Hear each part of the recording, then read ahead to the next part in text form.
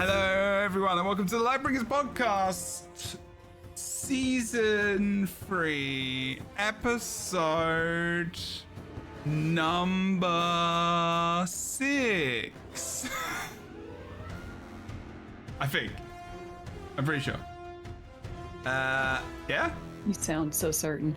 I'm just checking my YouTube channel. I'm just like, is that actually what episode number we're on? Maybe. Fine. There we go. We're all in the right place as well. You have some awesome personages with you today. Me as normal.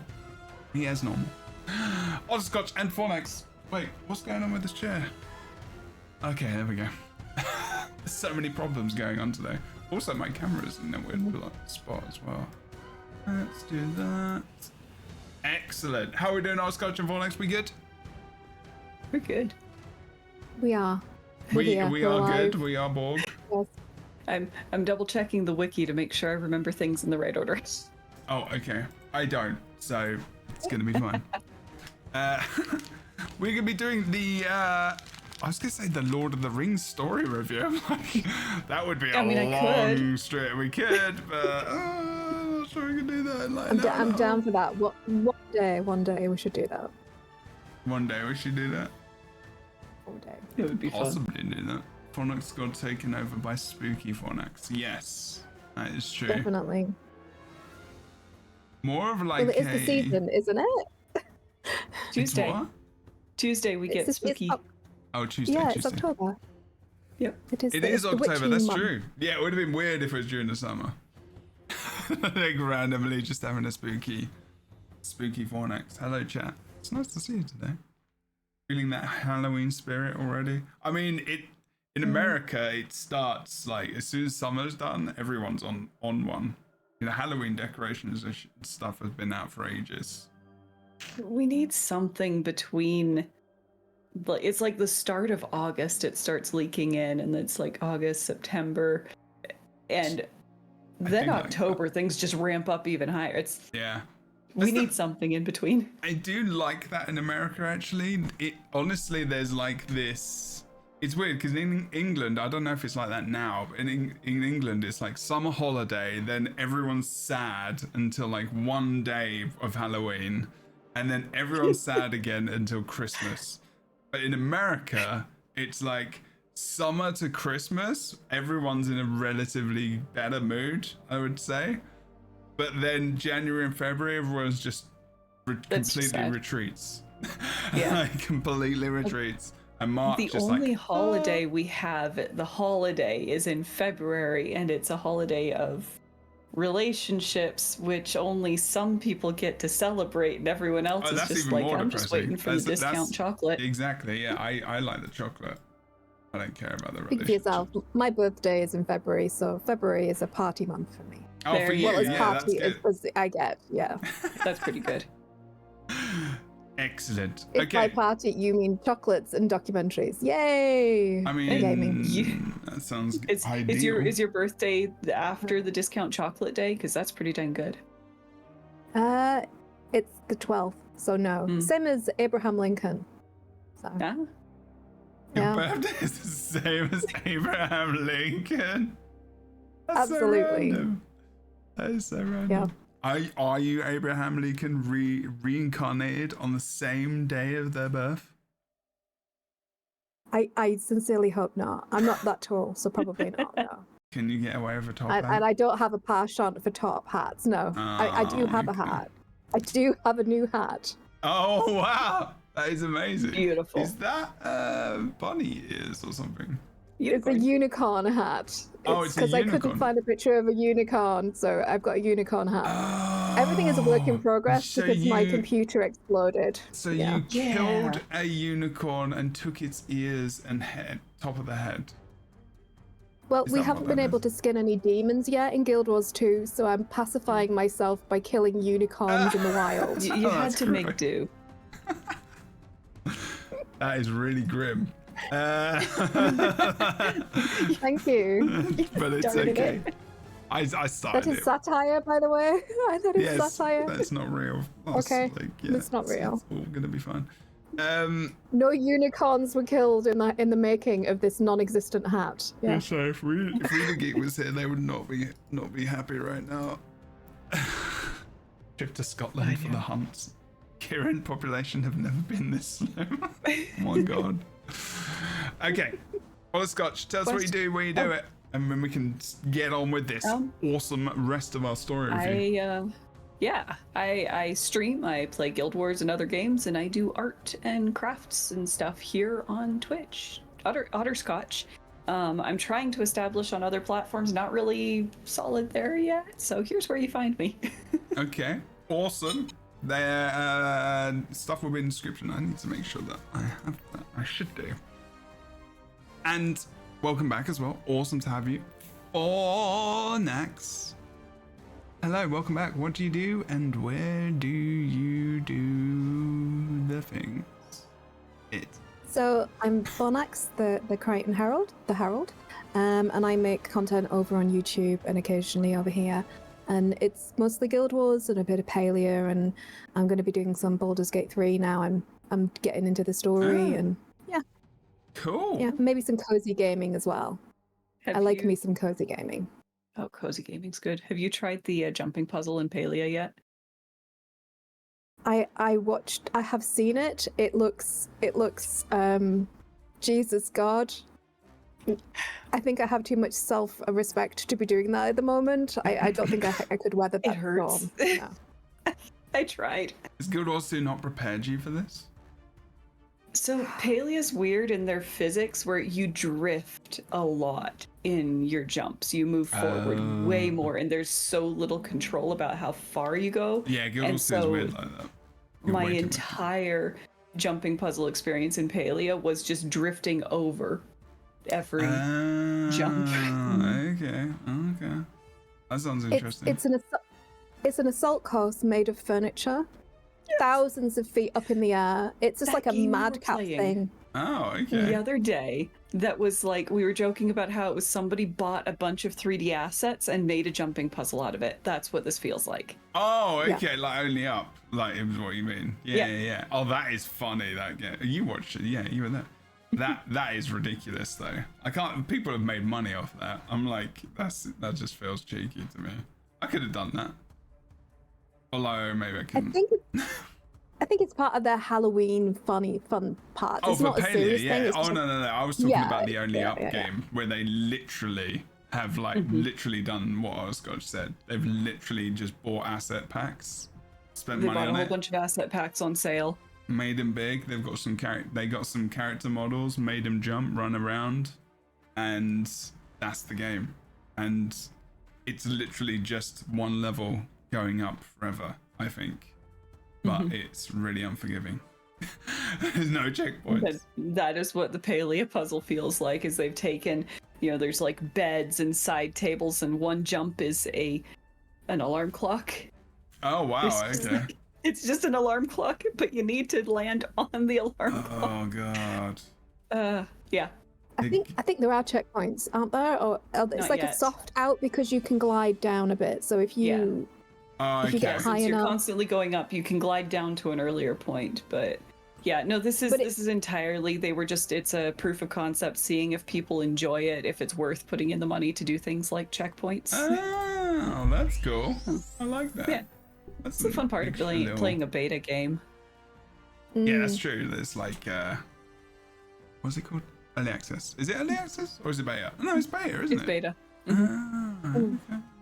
It's open beta. They're actually, I think they're doing the wise thing. I think they're trying to emulate a bit of Baldur's Gate 3 that had this very long open beta, and it was more like the game was obviously their vision, but it was a collaboration, and they could see what the players wanted and what they liked and what didn't work and what worked, and it's a nice kind of conversation to build a community as well.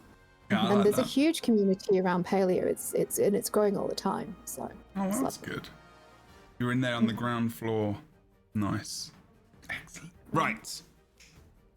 Proof is not here, but they are here in spirit through their video, which is entitled Facing Demons. They did a 3-part video series where they have I think they've kind of reviewed or done a playthrough of the story. Also, twitch.tv/JebroUni most Fridays We are here doing the podcast live at 1 p.m. Pacific / 8 p.m. GMT-ish, depending on what the time. Well, GMT is always the same. Anyway, proof indeed. We have Boots is busy. Boots is busy. Busy Boots, running around doing all things. And Recruit is going to you to commentate the Final Fantasy 14 esports stuff, which is ridiculously awesome as well. So people are doing some good stuff. I don't know what Crew's Congrats doing. on that. Crew's recorded this video specifically for us, so that's what they did today. I'm joking. They didn't. Well, it's leg day at the gym, and Kroof is there. That's what they're doing. Oh, that's true. That's true. It's glutes and legs. Well, Yeah. they count as leg? Does that count as leg day? Glutes is, yeah. I don't remember where I heard the quote, but butt is legs. Butt is legs. Okay. If you look at mechanically. True. They're connected. Well, We'll Can confirm. Can confirm. Pun intended. Okay. No. just own it. Fine. All right. So we're up to chapter 7. So we're gonna see if we can finish this today. There is 3 of us, so it will be less talking. Less people talking. So there's probably likely that we could get through this, but we will see how we go. We start pretty late, so which is my fault. Okay, so we go through the portal and we're going to the Wizard's Tower, right, in Amnitas. And I think Kroof kind of skipped not all of the gameplay, but where are we at this point in time as well, actually? We are at... So we enter the zone for the first time, because you have to enter it via story, right? Unless you do a cheeky portal. Mm-hmm. Yeah. I suppose. And so we go... Sorry, go on. Oh, once you get the tome that teleports you to the Wizard's Tower, there is a gate that you just can walk through. Ah, okay. And then what do we have to do? We have to use the heart of this, go and close rifts and Amnitas. Okay, so that's what we had to do. We had to just deal with Cryptus in Amnitas as well. So this was just another thing, like doing rifts. Fine. Didn't mind this. It's the same as the other stuff. They just need to they do this all the time. It would have been hearts, right? If it was something else. It would have just been hearts anyway. So rifts is just the new thing that they do. And then it says we have to confront Mabon in the Bastion of Strength. Now I don't know if there's actually much gameplay of this that Kroof actually put on, so we'll see. I think they just go straight to kind of Mabon dead. Damn. Yeah, I know. It was fairly bright. I was just looking at it. I was like, maybe I'll find some gameplay of that. Oh no, here we go.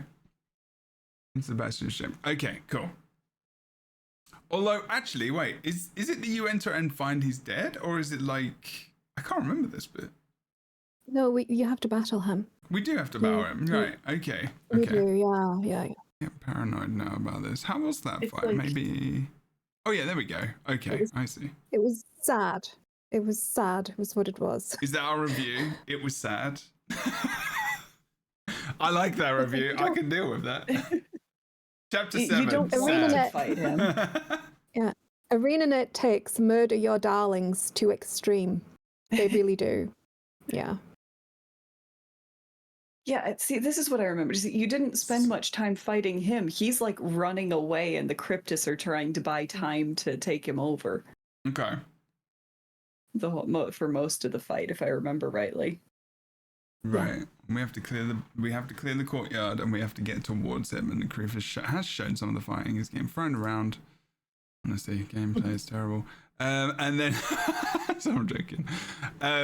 Oh, that's right. Oh, actually, I remember this part. So if we're watching the video as we go, peeps, is a good reminder because I completely forget. In this part, there's Cryptus and like you're supposed to just hit them and kill them until you've kind of filled this bar up. I stayed in this area for a good 15 minutes, not knowing that I didn't have to.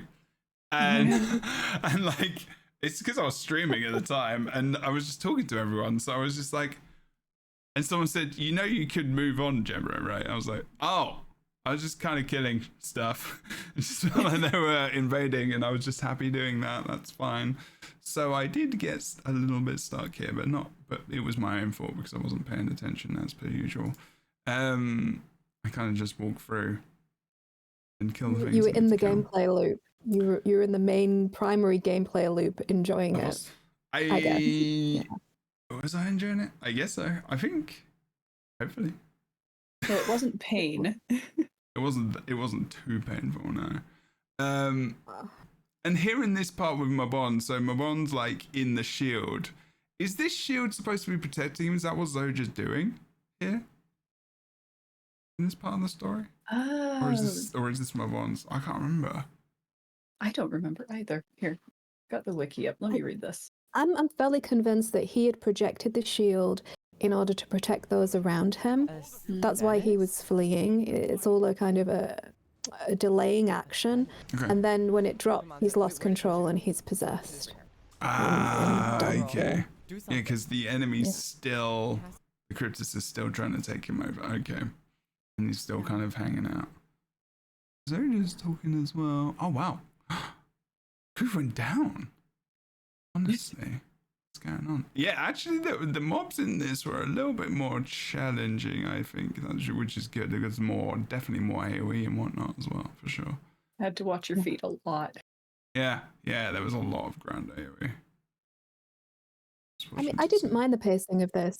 I didn't mind having, I think the waves were meant to kind of pace out the story so that it's trying to have that fictive, like, building of tension, I think, with the wave upon wave and you trying to kind of battle through it. And I thought it worked narratively.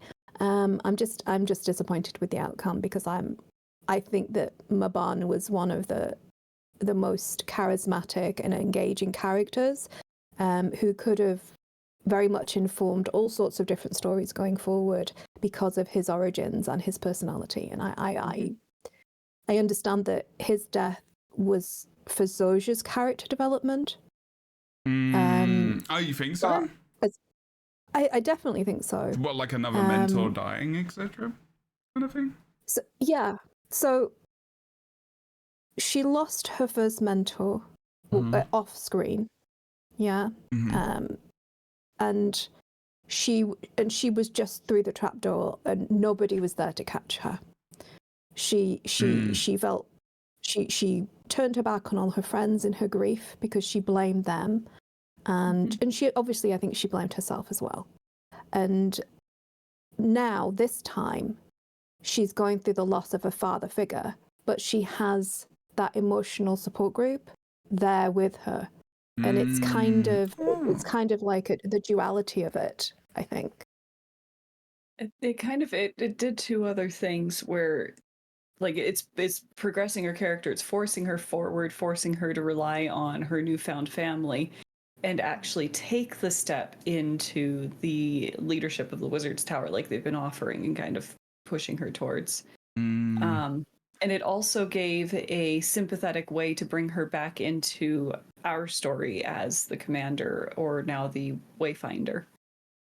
So we want to spend time and, like, help her through her grief and be there. So we want to reconnect at this point, even though and everybody loved Zoja already, anyways.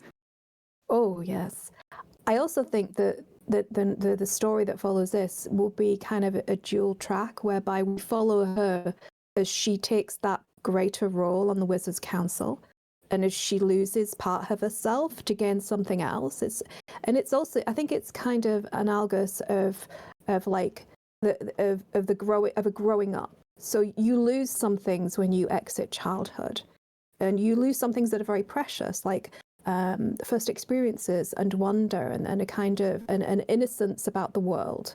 But you step into something that is much greater, and you get to see how broad the horizons are and how diverse and different and difficult and painful, but also beautiful the world is. And I feel like her story is that kind of analogy for a person growing up. Yeah, absolutely. I am remembering this little scene. This scene that is very all of that. I was like, this is very sweet part of the story and heart wrenching as well as lovely. Like it is. There's this, when Dagda is with Zoja and like they're kind of consoling Zoja, but I think consoling themselves as well. And it is exactly as you say, like, you know, because they've lost mentors, but now like it sounds like Zoja can be more of like it kind of feels like they've always had like the figures, like you say, like the father or the parental figures, and now they can be more in that place where they are that person. That makes sense. She's finally being given the opportunity to move past and through all the losses and actually take a leadership and a mentorship role. This scene was really good. I can say from personal experience, I've never felt quite as much like a grown-up as I did when I lost my parents, and the safety net is gone, and you really are kind of like, so you have to sink or swim under your own kind of your own sail, I guess. And I feel like this is her moment, although she still has a very strong peer group, and I think it also speaks to the fact that even when you lose close family members or people who have that parental role, if you are surrounded by people who love you, who will support you, you're never truly free falling, you know? God, we're going deep in this podcast. It's only just No, it's so true. We are starting out with a moment. Yeah. Go on. I am still just a little sad that they sacrificed. The only way they could figure out how to do this was to sacrifice an otherwise very interesting, dynamic character who could have played into the story. I think don't you have to do Zoja that though? moving forward. Yeah, don't you have to do that sometimes though? Like to really have that impact. But this time? Yeah, I mean, I don't know. I think everyone was sad last time we did this at last episode when we was talking about it as well, and I was like, I mean, he was such a good character. That's what makes it so sad. And I think in a way, because people are like, oh, we didn't have to get rid of him, I'm like, oh, they kind of did, because now everyone feels that way. And I'm like, oh, that makes it even better. Hopefully, as long as it's done well, very well. Like I feel like we will hopefully get why this was done. If that makes sense. Like you said, like as Zoja's kind of evolution, I would say. Yeah. I guess I kind of I said this a little bit last time, but it's always frustrating to me though when they introduce a new character and you're like, within they're going to die within just a chapter. Like I saw his death coming. I'm like, oh well, I hardly get to know him. He's here for just a couple chapters, a few hours of gameplay, and I don't get to interact with him really during that time, and then he's dead. And it's a little frustrating because I just want, like, when way back, spoilers for Heart of Thorns, serious spoilers here, guys. When Air died, it was impactful because I had spent so much time with Air. When the other character deaths, they've managed to give us more time to pick a character that was more meaningful personally to the player, and so I'm just always frustrated, especially when in comparison to that moment, we get so little time to build a rapport with a character and then they die and we're supposed to really feel heartbroken instead of frustrated. That's fair. I mean, I've said this many times, there's always that playoff between gameplay and narrative. And I don't think best will in the world, it's super hard to get it right. It is. I would have just liked more time with him, but this is a fantasy world. We know that the souls of people endure. Yeah, it's not like the entropy-laden universe that we live in, and so we could have more stories with him. I don't know about you. I'm gonna come back and haunt you for next. So. Oh, I look forward to it. Well, depending on who goes first, how about make a deal if we haunt each other, and then make like you can make me a cup of tea, or I'll make you a cup of tea, depending on who goes first. That's fair. I'll take that. I'll bring the hobnobs. All right, cool. I'll bring some American cookies. Something. Just everything. No, actually, no. I'll come back to England and get some bourbon biscuits. Oh, I miss bourbon biscuits so much. I don't have bourbons. If you really miss them, I can send you a care package, darling. I'm very happy to do that. Seriously. Oh my god. I could ask my parents, but you know. Yeah, but then you'd have to talk to them. That's true. I love my mum and dad. I love them. I found that 2,000 miles of ocean was about the right distance to have a great relationship with my mum. So fine. Again. There are some people. There's a saying. Some people make better friends than roommates. It's always there's just the right distance to have the perfect relationship. That's true. Speaking of Mabon and Yes. all the stuff here. Thank you for dragging us right back on track. Oh no, my camera. There we go. Almost lost that.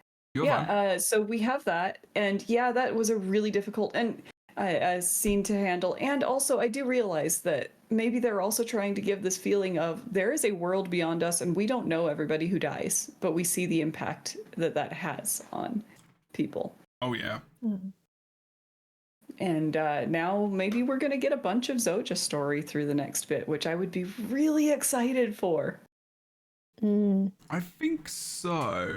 Even if it's just like side stories, because like you have the you get to go around and collect her journal, and you get a bunch of dialogue through that achievement and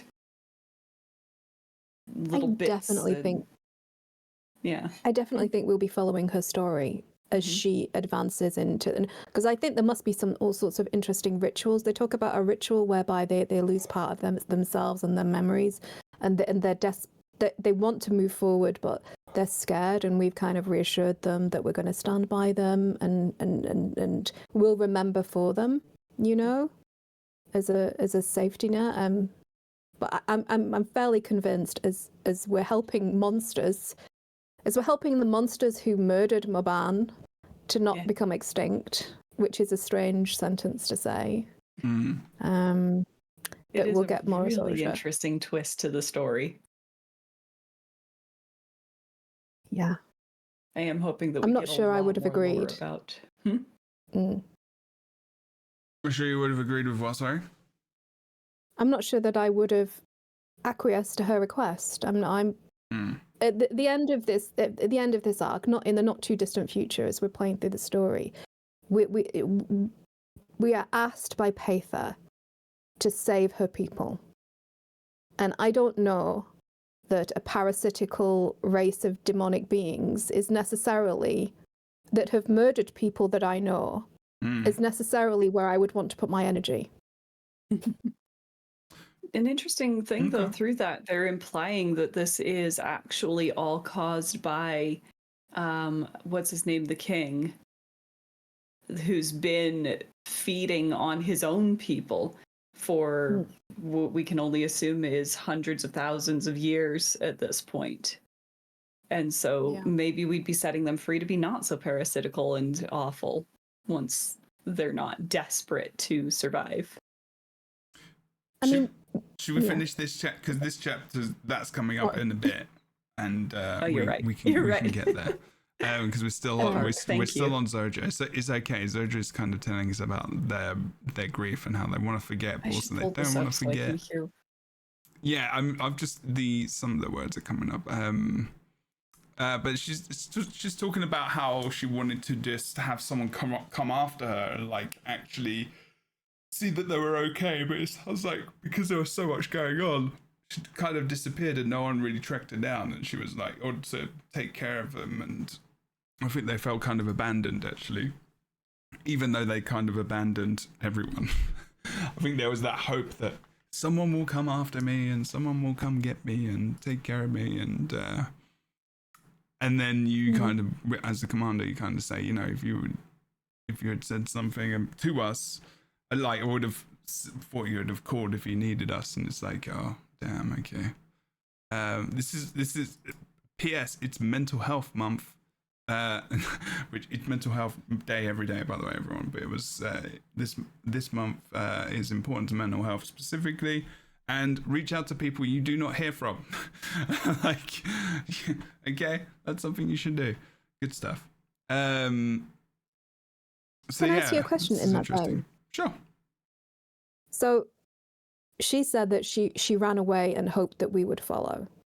Is this a common trope with people who have suffered a trauma, that they cut themselves off, but they're secretly hoping that people will come and rescue them? It's an unconscious thing, yeah. Most of the time, I would say. It really depends. It depends on how you were as a kid and how you dealt with loss. So if you were not comforted or ever really kind of looked after, what in terms of loss or in terms of, like, you know, any kind of pain or trauma or anything, the way that you may try to get through that is to isolate, because it's easier than having, and then literally the opposite, which is knowing that no one else is going to actually come to you at all, even though you're present there, if that makes sense. So if you eject yourself from a situation, no one's going to help you, probably. So you can, so it's easier, if that makes sense. In terms, so people do tend to do that. So isolation is classic depression. Like, isolation is one of the biggest, like, symptoms for sure, because you disconnect from people.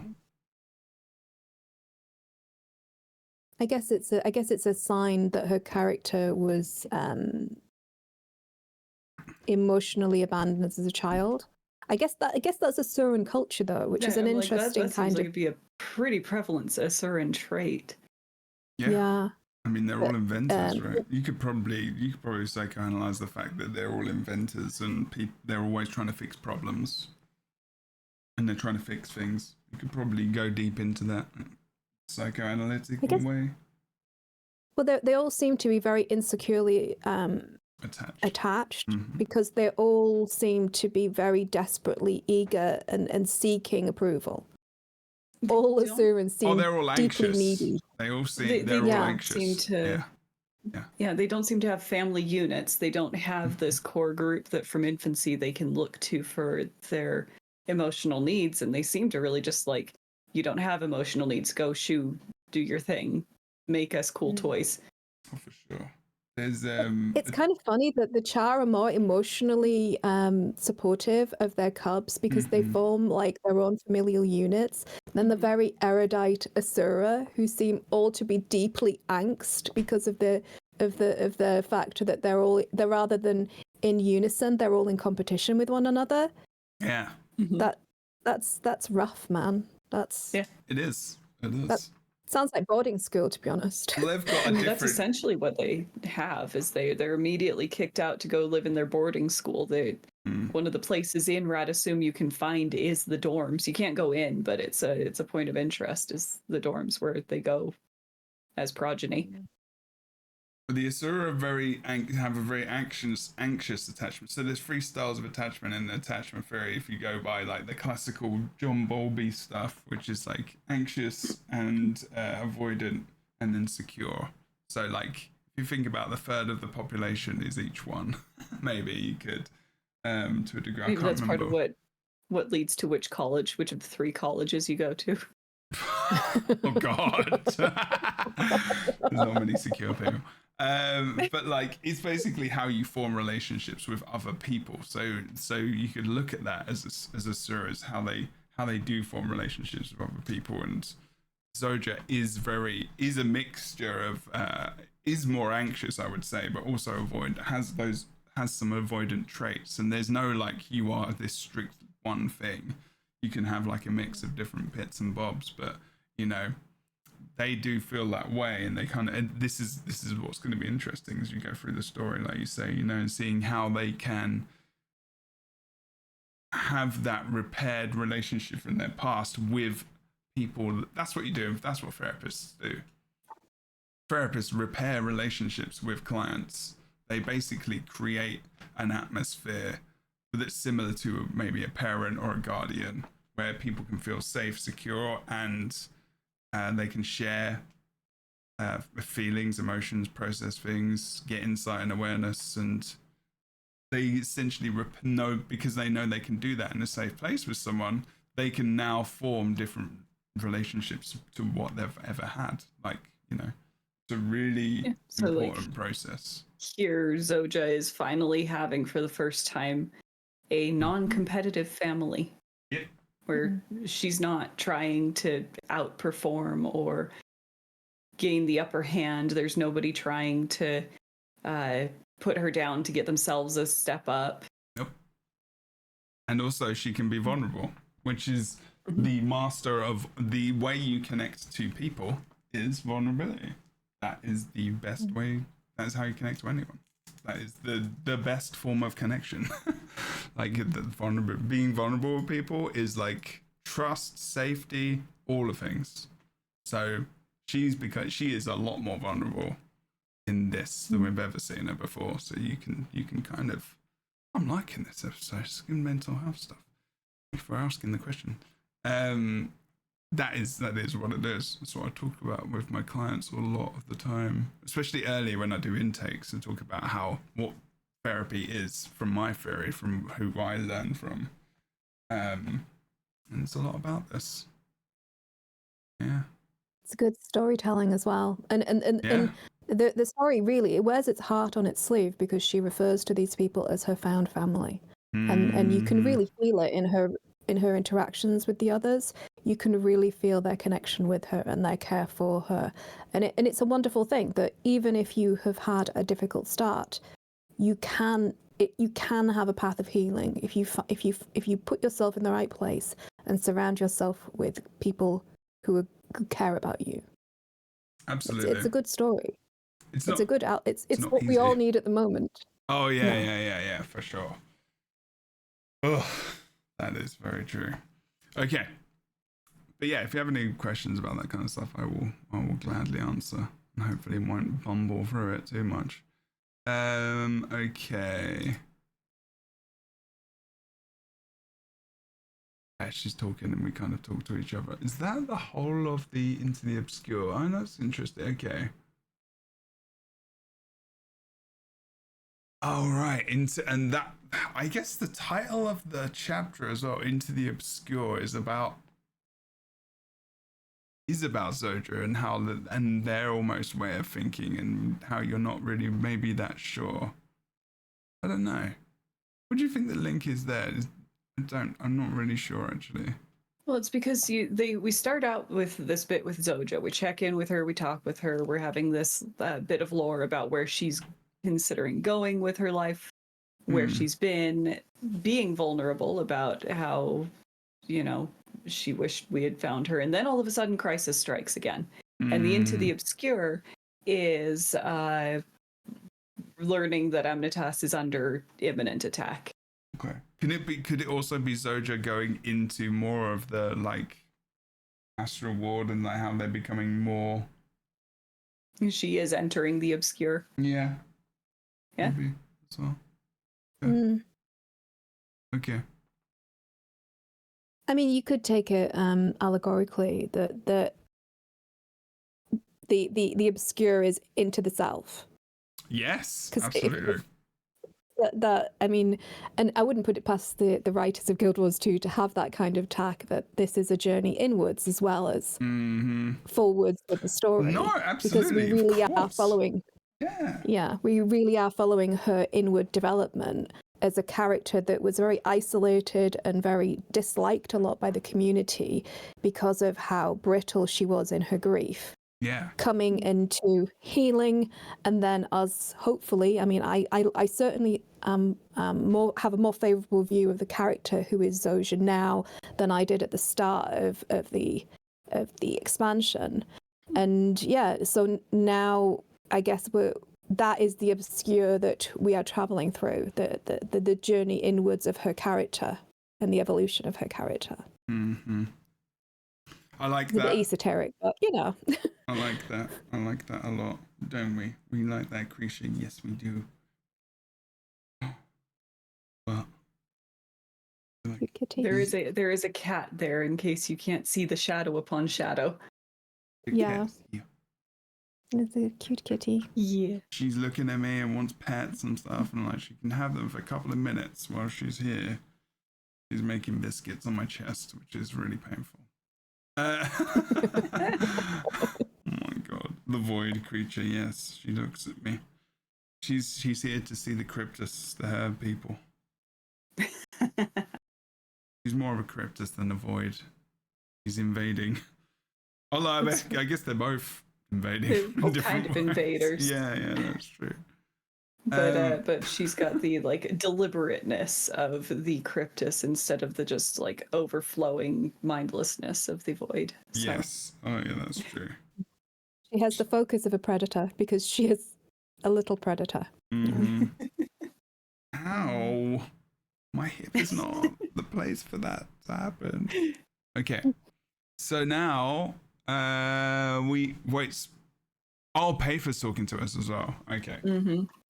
Okay. Yeah, Patha starts getting more and more vocal throughout this segment. Cool. Yeah. I mean, And sorry, but red flag. She is bad news. I feel like we are going to get royally shafted by this beautiful demon woman. I mean, some people will be here for that. Step on me, mama, but no. I think we're heading into true. So you might not get that piece, unfortunately. Oh, Maybe we can maybe drop no. it in one day. I don't know. But yeah, she is going to royally screw us at some point. I'm fairly convinced. Or maybe she'll turn into this beautiful ethereal dream goddess of some description, and then more fan fiction will be created. Oh, no. I don't know. Is there fan fiction of her? Of course there is. I haven't seen it I though. would be more surprised if there weren't, to be perfectly honest. But I hope that if she does prove to be an actual trustworthy ally, I really hope they don't make her some ethereal, beautiful thing.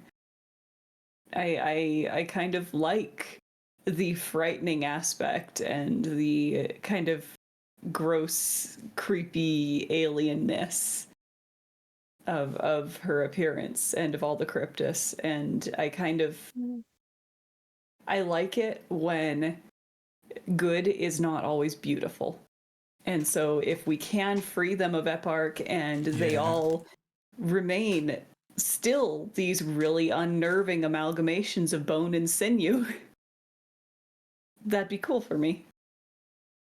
But Yeah, also break the paradigm. I like that.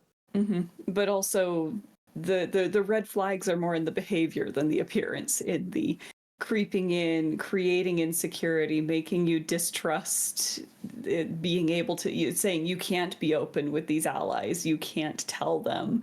Yeah, there's the red flags. I like what Ray says in the chat. Distancing you from your friends. I like what Ray says in chat. It was a total red flag for me too. Painful was way too comfortable after we just lost an integral part of our wizard's court. And it felt hella sus. Yeah. Coming in, sowing dissent, making you feel distrustful of people that, you know, at this point, you know, Zoja, you should be able to trust her, but Paith is like, you can't tell her. You can't tell her you can hear me. I always found that to be really odd that they do not as well. Like we seem really trusting and like really, I don't know. I wonder if Paith I felt more like we were controlled. You felt like we were more like we were controlled? Oh, really? Okay. Interesting. What, manipulated controlled or like literally controlled? Bit of column A, bit of column B? Do you think they kind of... I don't know. I don't remember. But do you think they appeal to our ego a little bit as well through the story? They do try. Ego, insecurities. I mean, we were fish out of water. I mean, if you look at it from a psychological point of view, this is the typical behavior of like the terrible boyfriend / partner. where they whisper in your ear. They try to isolate you from the people around you. They sow mistrust, they sow fear, and they want you all to themselves. And as long as you are insecure and fretting and in that kind of precarious place, then they're happy as a little sandman. And that's how she seems very gleeful about and she does seem protective. She seems protective of us. There are many times that she kind of schools us to cloak ourselves in the memories of happiness so that we can weather the coming storm. But it never feels like it's for our benefit. We also learned that she can feed on our happy emotions just as well as the negative ones. Also that she admittedly keeps us alive because she needs us to do her dirty work. And I would not at all be surprised that if we go in, we storm the castle, we kill Eparch, and she sits down on the throne and orders the next attack. Yeah. I mean, Really? it's Chekhov. She made us into Chekhov's gun. She saw us. She cooked us in the opening episode by getting us out of there, and then she shot her own brother in the face with us at the end of the episode. And that she is Machiavellian to say the least, right? Wonderfully. Yeah. So sorry, go on. I mentioned last time how in the end you're asked if you feel you can actually trust her. And you're only given two options. And one is like, do we have any choice? And the other is, yeah, totally, I trust her. I'm like, no, I want an in-between. No, I don't trust her. But I feel like something needs to be done right now, and I hope we can trust her. That's like, I wish we'd been given the option of, I'm giving her the opportunity to earn my trust. Because that's me as the player, and I think as my character at this point, I would know better than to just wholeheartedly trust. But yeah, it's a leap of faith, isn't it? That's what it is. But that would have been a good way of broaching it, probably. Yeah, that's true. Because I mean, we've dealt with so many weaselly temporary allies who, and I mean, especially through Icebrood, we had potential allies just completely about face and stab us in the back. It's very true. Actually, they didn't stab us in the back, but they stabbed us. I mean, it was in the front very hard, Yes. but no, I get your meaning. We literally have actually been almost killed over this, and that wasn't the only time. So it's like, I think I would be like, I want to trust. I've got this far by hoping people were acting in good faith. And it hasn't ended the world yet. Yeah. So many main characters take so much awfulness. Okay. What was this bit? They explore the halls of the Bastion. Okay. Investigating the circumstance. Do you remember what we did in here in the halls of the Bastion? Like, what was going on in there? So we're trying to get to a memory of Mabon, aren't we? Where he is in conversation, his first conversation with Garen, or is Garen, or was Garen. And and we're led through these halls of darkness, which I absolutely adore. I love this little area in the game. I love the mechanics of it. I wish it was a little bit more deadly. I wish because when you first run through it, you kind of feel like there should be more danger here. So maybe like a ticking condition effect over time, so it limited our ability to bod around in here would be nice. But I loved how dark and foreboding this place was, and still, even now, my favorite relationship is between these two. I love the trust and the relationship between these two. These are kind of like the standouts for me of the expansion. Stadium and Chick. Yeah, absolutely agree on that. Okay. Just saying their names because not everyone will be watching this via video as well. That's fair. Sorry. Yes, we said the mute YouTube. Char and the exiled Skrit, who's pretty smart. Just absolutely delightful. That's right.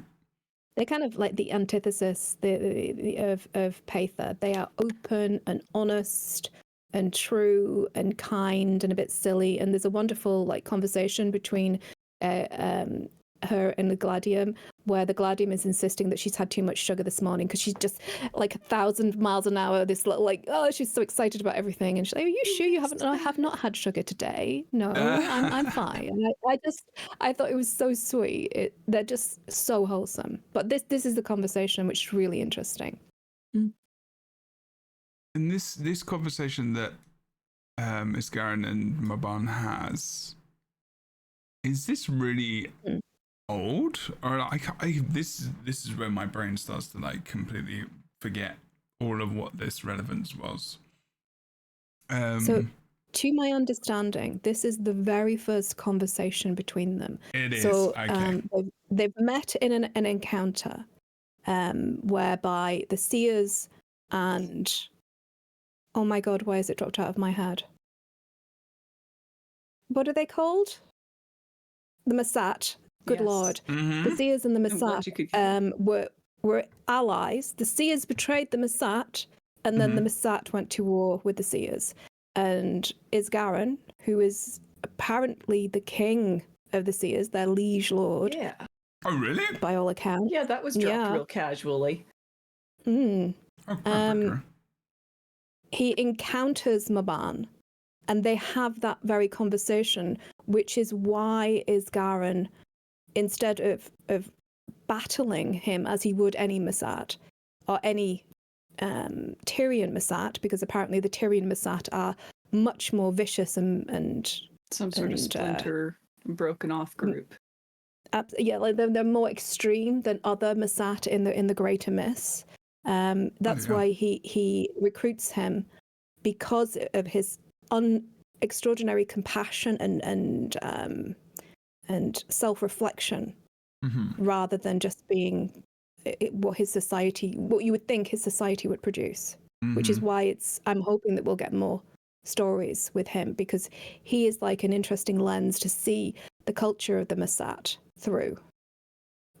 Interesting. What might be really cool, because you find a journal entry where he's talking about his history as a Mersat, and the glimpses of his life that he can remember, and he talks about the one thing that gives him hope for his past self is he has a memory of her talking about how their true home is still out there, and there's still someone out there in their true home in the land of dreams or something. Was it that? And I'm hoping maybe we get more journals, maybe we get more little drops. Probably won't, but it'd be really cool. Okay. Well, I mean, maybe through him and through his story, we'll find out what happens to the souls of the Masat. Yeah. That would be interesting. And the souls of the dwarves. So, okay, that was the end, kind of end there of that chapter, actually, with that conversation. And then Paver starts talking to us. And she starts talking about a relationship with Ceres and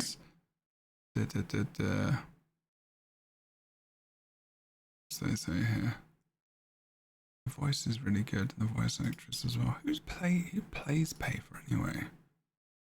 That's a good question. The same voice actor as played Sylvanas. Oh, that's right. That's right. We talked about this.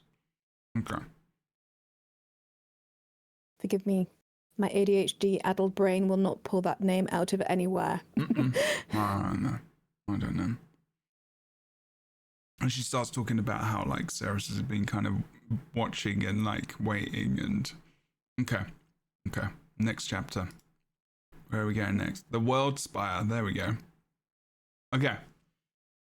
So we're exploring the bastion of the Celestial to locate Isgarin. Okay, so we have to find Isgarin. Isgarin is the next part of our journey.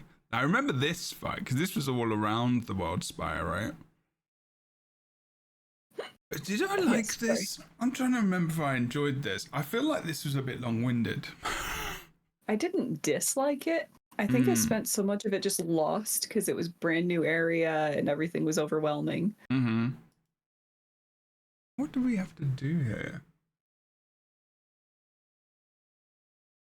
Oh, okay. It was just an instance. All right.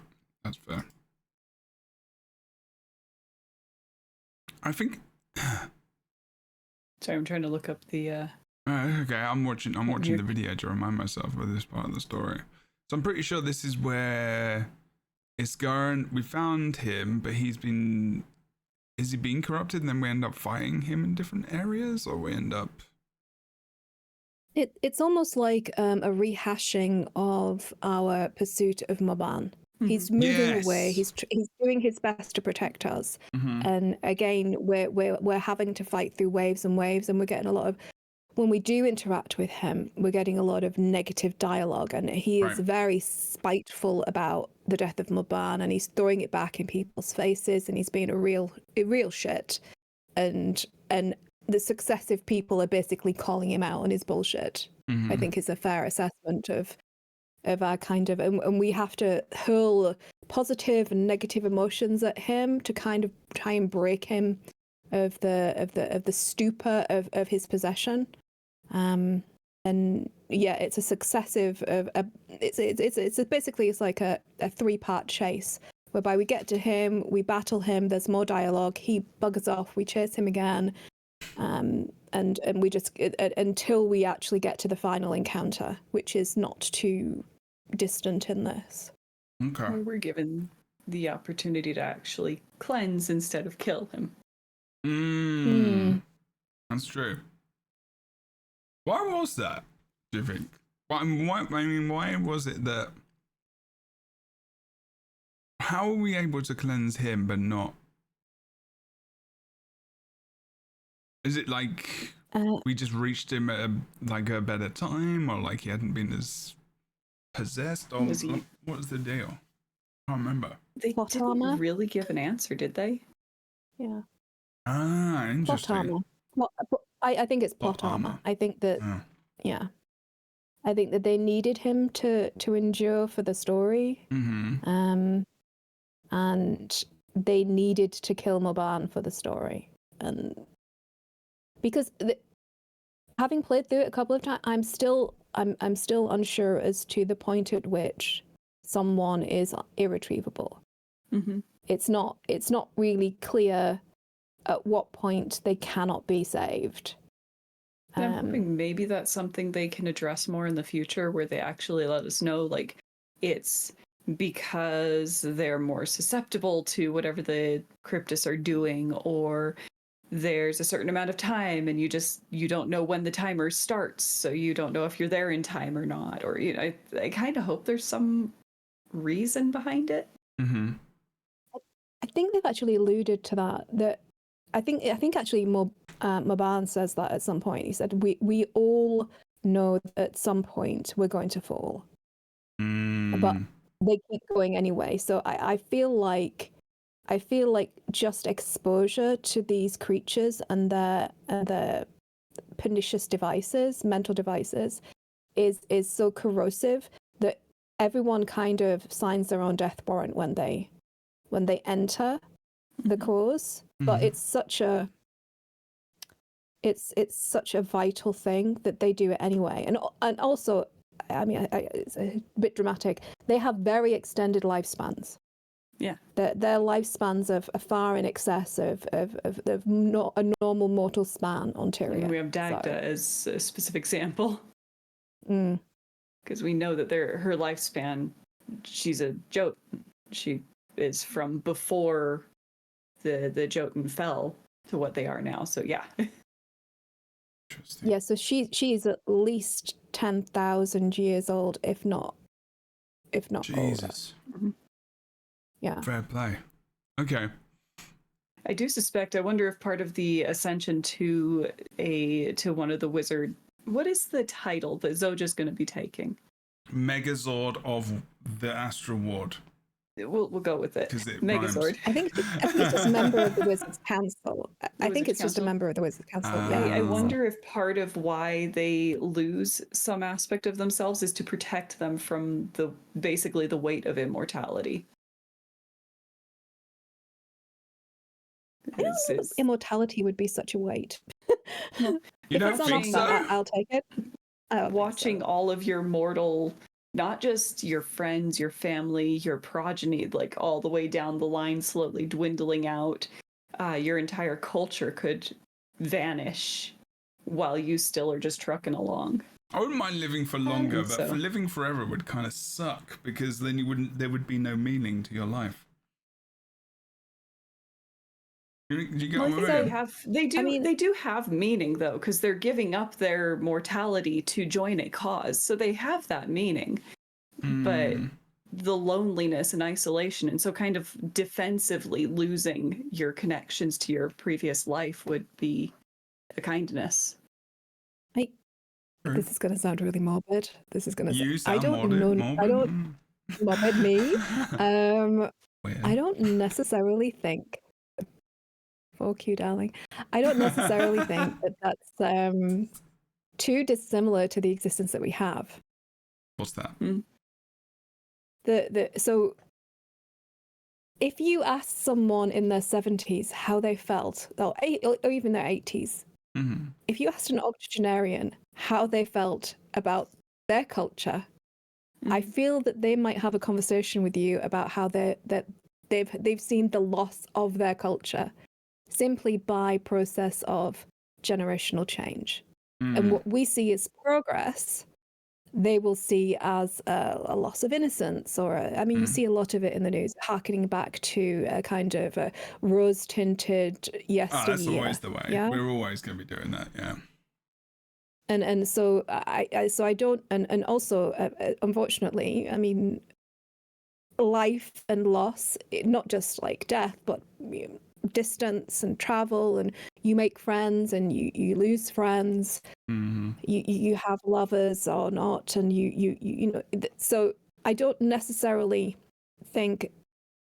Well, let's put it this way: from my point of view, I don't see there's that much dissimilar. And if someone offered me, would you like to live for 10,000 years, and put it on the table, would my curiosity in wanting to see the course of history outweigh my angst at the death of the people of the death of everybody? Because it would be literally anybody I'd ever met. Over 10,000 years. Yeah. That's a long time. That's a lot of people. That's a lot of loss. But it's also an opportunity to be the guardian of your family.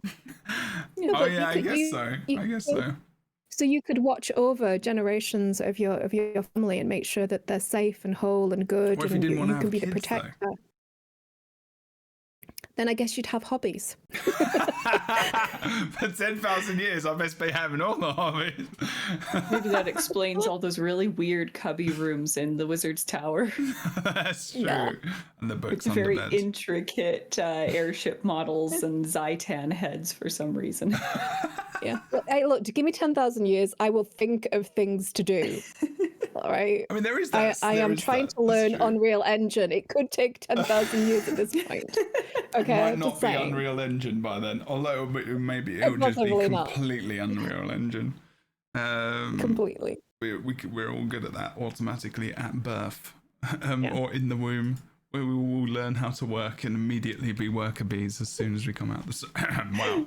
Sorry. Veto. Veto. No. Yeah. Okay. Nope. All right. That sounds good. No. Okay. And Paver's talking to us as well, because she's talking about the good memories as well to keep us. I think she's trying to keep us grounded so we don't get. I was a little bit confused by this, I think. Yeah, so she's trying to keep us on track. Okay. She has a goal for what she needs us to do. So she is trying to ground us. Like, okay. Yeah. That's good. Stay on target. Okay. Red leader, stay on target. Is that your Star Wars? Is that Star Wars reference? I love Star Wars. It really is a Star Wars. I'm playing the whole scene in my head now. Yeah, same. Sorry. Fine. It's okay. For another rewatch. Yeah. So like this is one of the parts that, or one of the aspects of my relationship with Patha that has me kind of like, I am just a tool. There is no like she has no interest in even really particularly an ally. There is no two-way here. She is lining me up to take some hit for her, is my suspicion. with that's going to come back. I just saw the wow, if I got fixated on something, it's the staff from the Black Lion Trading Company. The stuff is so good. Sorry, I was like, oh my god, I love that stuff. I have that stuff. It's very good. He's going through Isgaren's shoulder though, because he is obviously, oh god, and he's stabbing himself with it as well. I keep forgetting about this bit. They struggle with his forearms. Yeah. There's a lot of clipping.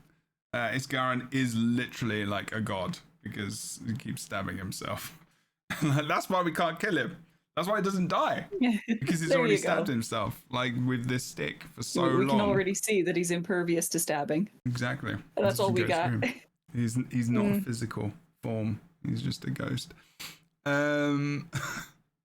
Although he is a djinn, and we do have a lot of like real iffy understanding of exactly what they are and how they work. So that's true. So they could they don't have a vulnerability to staffs then, apparently. Okay, so we fight. I want to see him juggle here. something. What I want to see, all those arms, man. I just. Wow. What? He'd be amazing as like a dishwasher. Anyway, that's definitely what you're talking about. I was like going off to like, we could have a no, my brain has dumped his name, the Sith, the robotic Sith. Oh, Grievous. It has 4 arms. Grievous. Yeah, give him 4 stabs, send him into the fight with 4. Let's see what happens. Oh god. It'd be quite a task to the animators, so I understand why they didn't. Let's get ready to rumble. Yeah, I'd watch that. Death match. Cage match, yes. Would you be in the cage match though? Because that's what we're asking. We're leaning towards here. Oh god, no. I'm on the side sipping tea and commentating on the bloodshed. That's as far as I'll go. I leave the dying to other people. Hopefully. So far, it's going well. No, I do worry though that if we are going into Nyos with Patha, if that is where the story is leading, I'd like that. Yeah. Are we risking being taken over the same way as we just had to stop Isgaren from? And are we actually going to have to fight him because we are falling? I'd like that as an arc, actually, becoming evil. That would be really cool. Like, and then we're all of a sudden like part of the Cryptus, and like we are in. I actually would love that. I liked the idea. You remember with we do kind of go back to like oh god, what's it called? Frozen Throne, World of Warcraft, and like not Frozen Throne. What's it called? Is it Frozen Throne? What's the Wrath of the Lich King. Wrath of the Lich King. Oh my god. Okay. Frozen Throne was flipping Warcraft 3. No, but you literally go to the Frozen Throne and fight Arthas at the top, and Sylvanas throws us up. It's a great story. True. And like with it's that kind of arc that I would love to play again, because in Warcraft 3 you play Arthas, go as Arthas when he's a good guy. And then you'd get taken over essentially by like it's Frostmourne, right? Is it Frostmourne? Yeah. And it turns you into baddie, and it's so cool. And you get to play him as a baddie, and it's just like that's why Warcraft 3 is one of the best games ever. Sorry. The Purging of Stratholme. Yeah. Oh my god. Yeah. That would be an arc, because like, as the commander, we have gone through so many different types of story arc. We have seen tragedies, we have died and come back, we have gone to many different ethereal planes, we have chased the gods, we have done all these crazy things. We've never been evil. Nope. What's it that you live long enough to see yourself become the thing that you're fighting, the bad guy? That would be really fascinating if that were this ultimate story arc. Yeah, but, I agree. That would be fun. I feel like I might have some bad news for you, my friends, all of everybody in chat. So I don't think that we have to worry about being taken over or possessed, because it's already happened, guys. We're screwed. She's Oh, Oh, in. is that? Oh, she's got her hooks in us Yeah. already. Yeah. Oh yes. Yeah.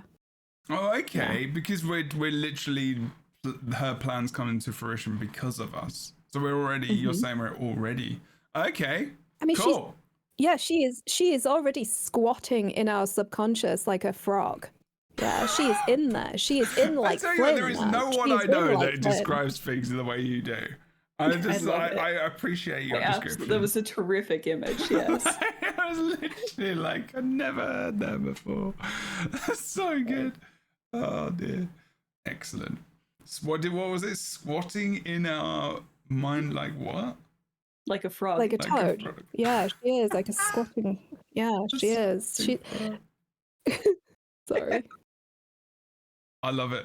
I'm just reading chat. But yeah, Ghost is yes. so- Yeah, man, it's I making me mean, wanna but play that World of Warcraft would now. be really cool if that is where this ultimately leads. If we have this the delightfully unreliable narrator tinting our opinion of what's going on and leading us into whatever her ulterior goal is.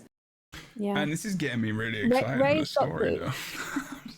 Ray's got the comment, by the way. You either die a hero or you live long enough to see yourself become the villain. I think that's like, it. I want to say Batman or something like that. I think you're right about Isn't it Is it? older than Batman? I think it's a Batman quote. Oh, It could okay. be. Or is it Marvel? I am that geek. Yes. I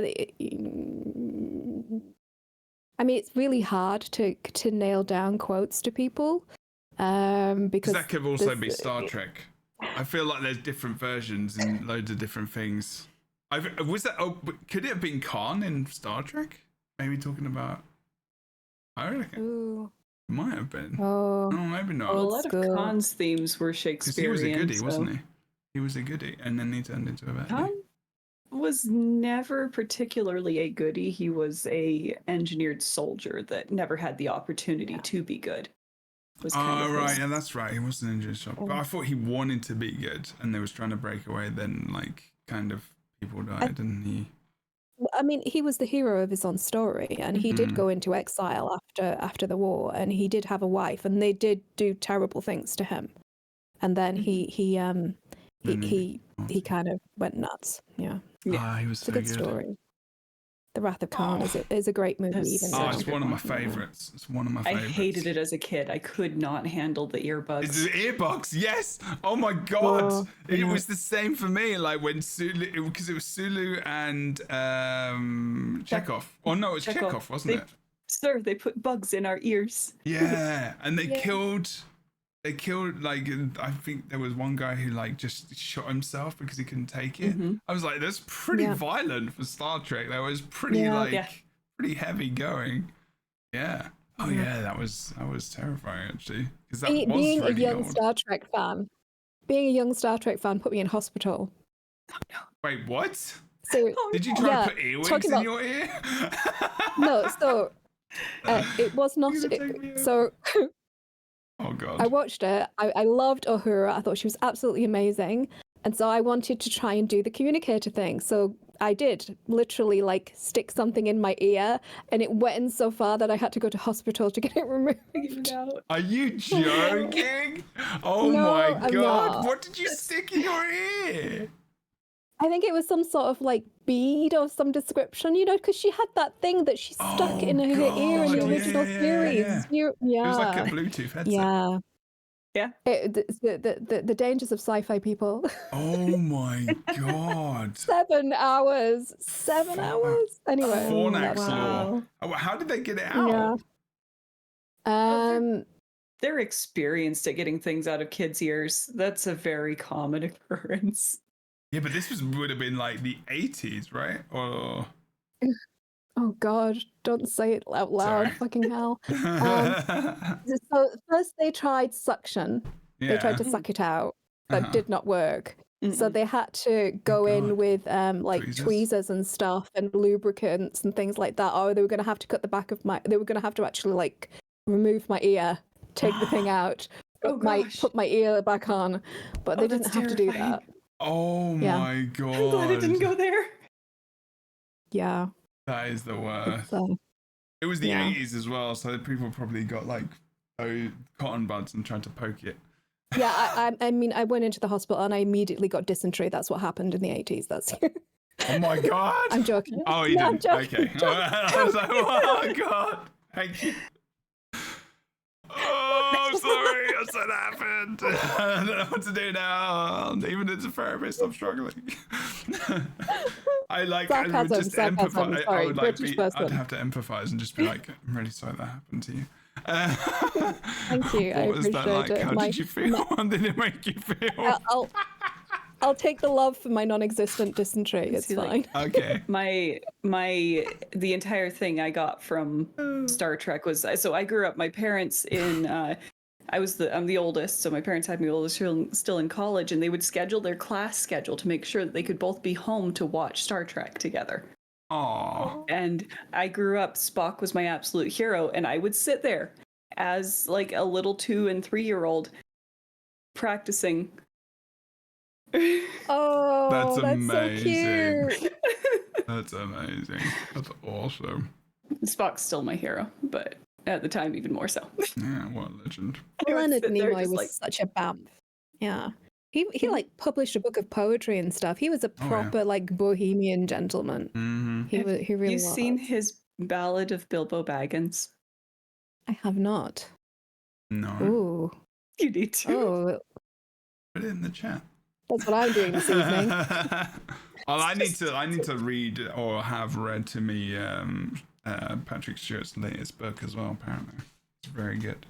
According to Really Geek. Really Geek told me that the audiobook is read by Patrick Stewart as well, and I'm like, God. that would be very cool. All right. I'm taking you seriously on the share this in Yeah, chat. you can I'm do gonna that. go find You the can do link. that, for sure. Mm-hmm. We're going to continue the story as well because Yes, let's move on. we are Right. doing a Guild Wars 2 podcast. It's not Star Trek, unfortunately. Maybe we could do that in the future. That would be cool. Happy to. So this is called There's a little Treachery. treat for you all as we move on. Excellent. All right. I'll Thank you, go darling. back to that. Thank you. So no, it's with Isgaran. We're in Naos. And Payfer is here with us. She's trying to make us. She's trying to get us up and into it and all the things. This was weird because the platform was like you were kind of hovering above the platform, which was weird. It happened in both instances in this room, I think. Yeah, I felt very disconnected. They just misplaced the texture in the hitbox. Yeah, I don't know. It was odd because it was happening with everyone. It was happening with all the things. Oh no, wait. He actually gets to go down, stand on the floor sometimes. So Sarah's It's the weight of his enormous pecs. It's what it is. yeah, and it's his weighing him down. arm wings or whatever the hell they are. Oh. They're so cool though. Like those, they're really well done. And Kentucky Fried Arms, yummy. Whoever built him is like ridiculously talented. Terrifically unsettling. Yes, very awesome. Very awesome. So generally here, Ceres wants to kill us and take over Isgaran, or does he want to actually kill Isgaran here? Remember? I think he's going to wear him like a sock puppet. Yeah. Oh my At this god. point, I believe we have learned Oh my god.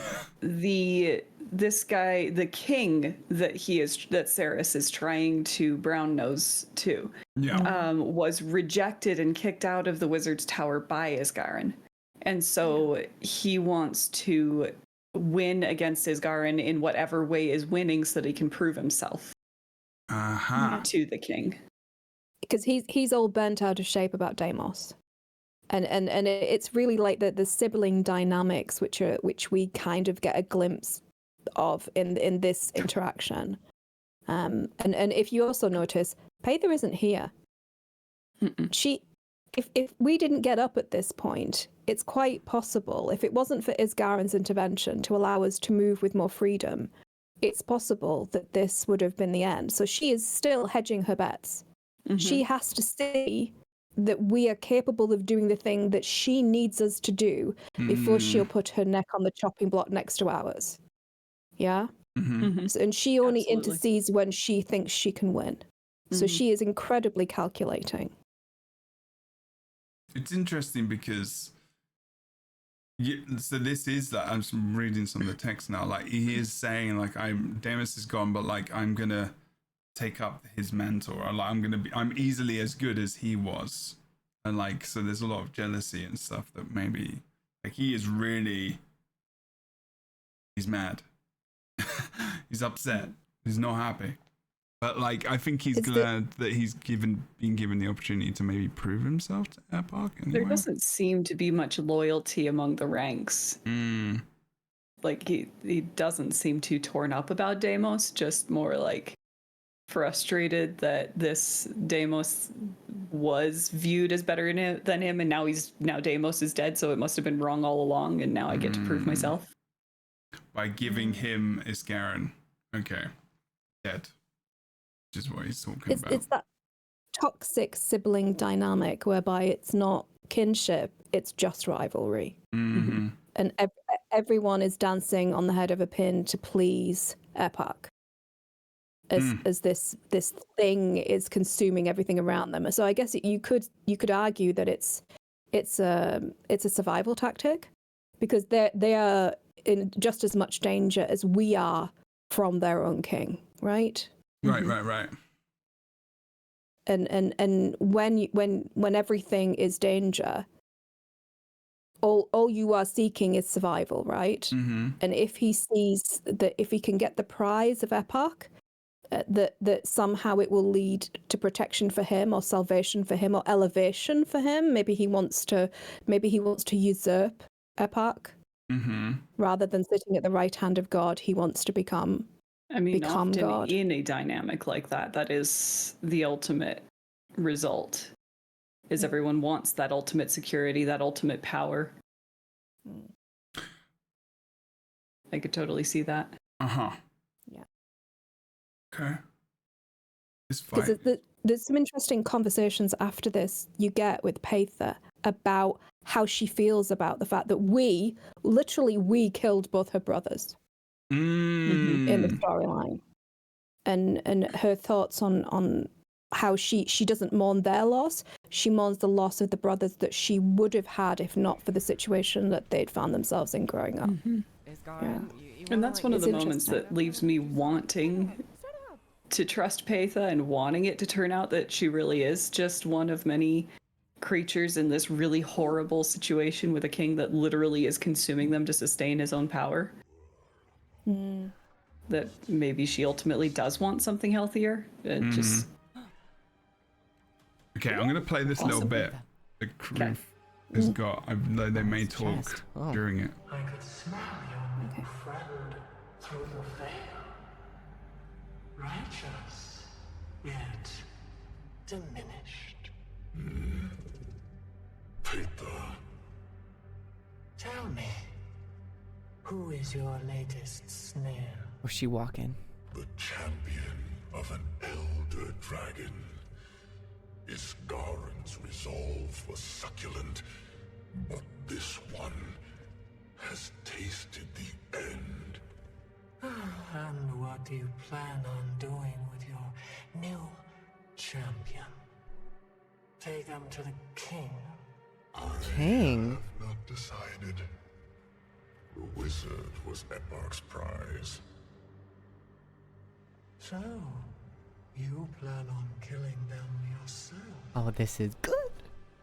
You're very inquisitive, sister. Oh, not at all. I'm pleased. I should thank you for saving me the effort.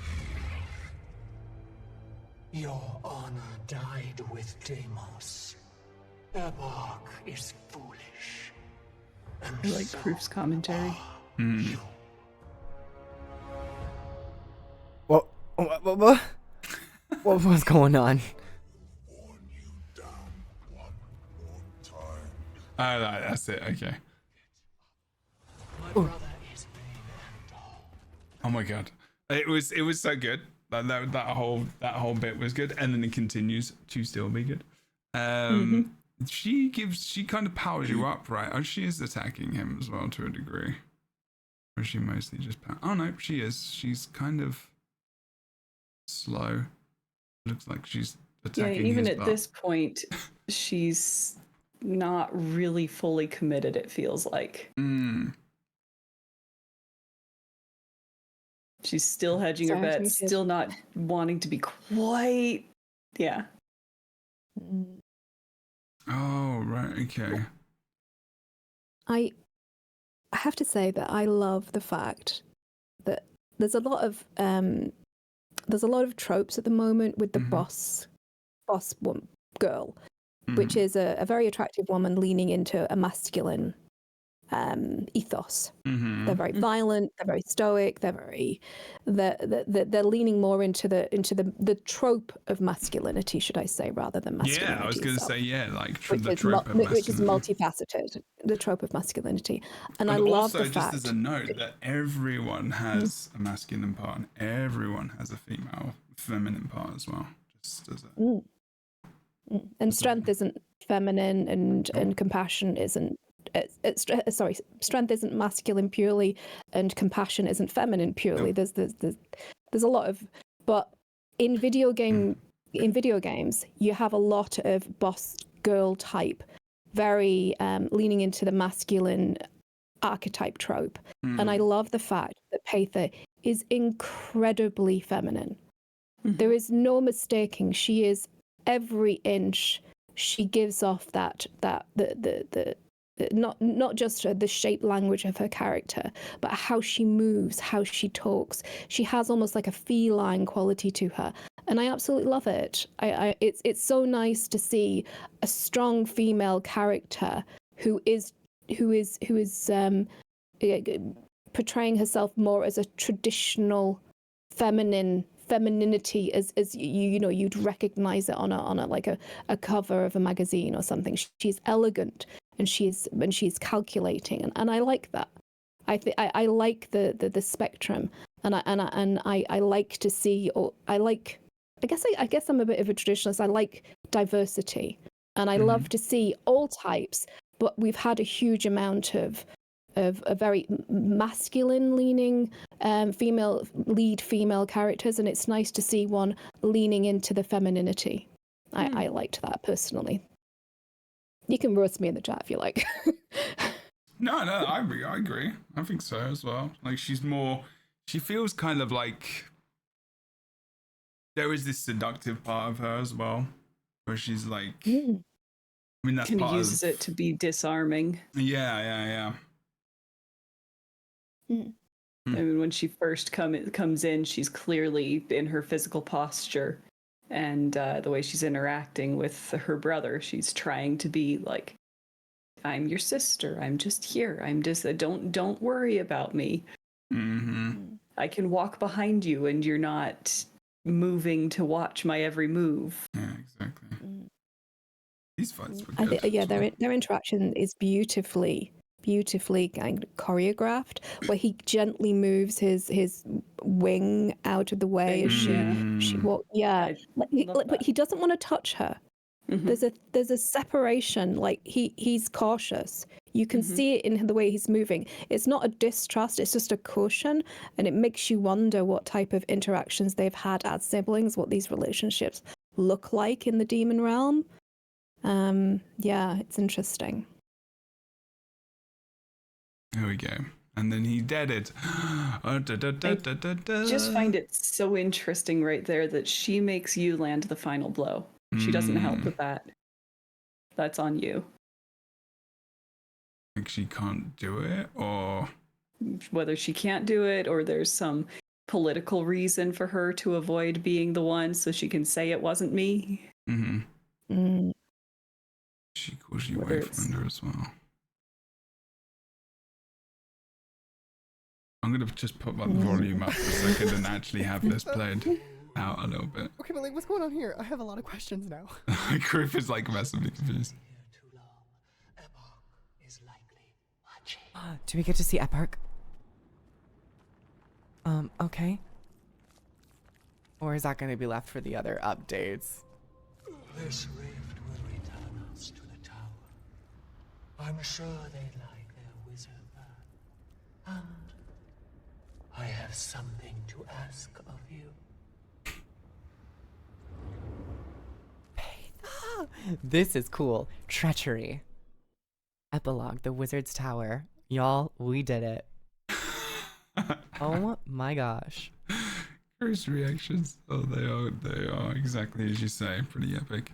Okay, so then there's the epilogue, and we talk about. There's a lot here, isn't there? You might want to listen to this part because this is where she Oh. drops that he's royalty. Oh, okay. All right, right. Let me go back a tiny bit here. Let me mute myself. No, no, you don't need to mute. Or is that going to be left for the... Who are you? Oh, We're good. I like this one. Thank the spirits, they've got his Garin.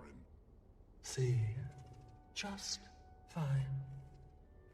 Ah, that's about how tall I expected the Wayfinder to be, Uh-huh. I think. Someone explain to me what this Davrek is doing here. Davrek. I do not want to see this place in ruins over something petty. Petty. Are you well? How is your mind? Is your power... your head? I am home, Yes. Wasn't sure you'd make it out of that one. nor I need to connect you to one of the celestial strands. If someone could get my needle. I could use some water. I'm a little thirsty and hungry.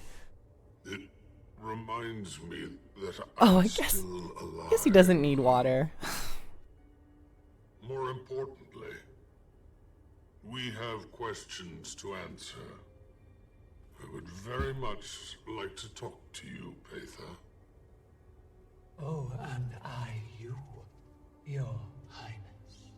I love Your Patha. titles, not in my home. He's like, let's keep it casual. Curious. Let's take this somewhere more private. We needn't stress anyone else with that conversation. They probably have so many questions. We'll get his Garin water. Come on, Archik. No, I was like, Commander? please stress me with this conversation. I want to hear this. Right. Like, interesting. So she drops it, and he's like, no, and so no one knows at all. I don't think so. Maybe Mabon knew because, I mean, they were facing each other They were across the facing each other. battlefield. Yeah. It's but so will that become relevant more so? I like to think so with how they dropped it. Okay. Also, was Patha's name said during that instance, or did he know her name? Ah, that's true, actually. Because I mean, he was there with the interaction with her brother, though. I think, He I think does she say was named. Pafer. He says Does he? Pafer. Okay. Mm. I think Yeah, he I think does. Cirrus does. Whatever his name is. It just seemed like there was some like personability, like they were aware of each other, especially with her knowing his title. But That's true. That's Mm. true. She does I mean, know that title. Hmm.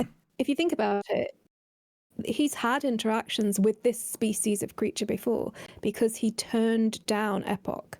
So he must have had some interaction, some relationship with Epoch, possibly. and who knows if Um, Patha was around for that even? Correct. Interesting. Mm. Okay. So many threads. Yes. Yeah. And then you talk to Zoldra again, and then you're telling her you're not going anywhere, and there's so much. Okay, I don't think there's anything here. I think it's just Scoof talking. Okay, and then the last part, we're still talking about treachery. This is the last chapter still.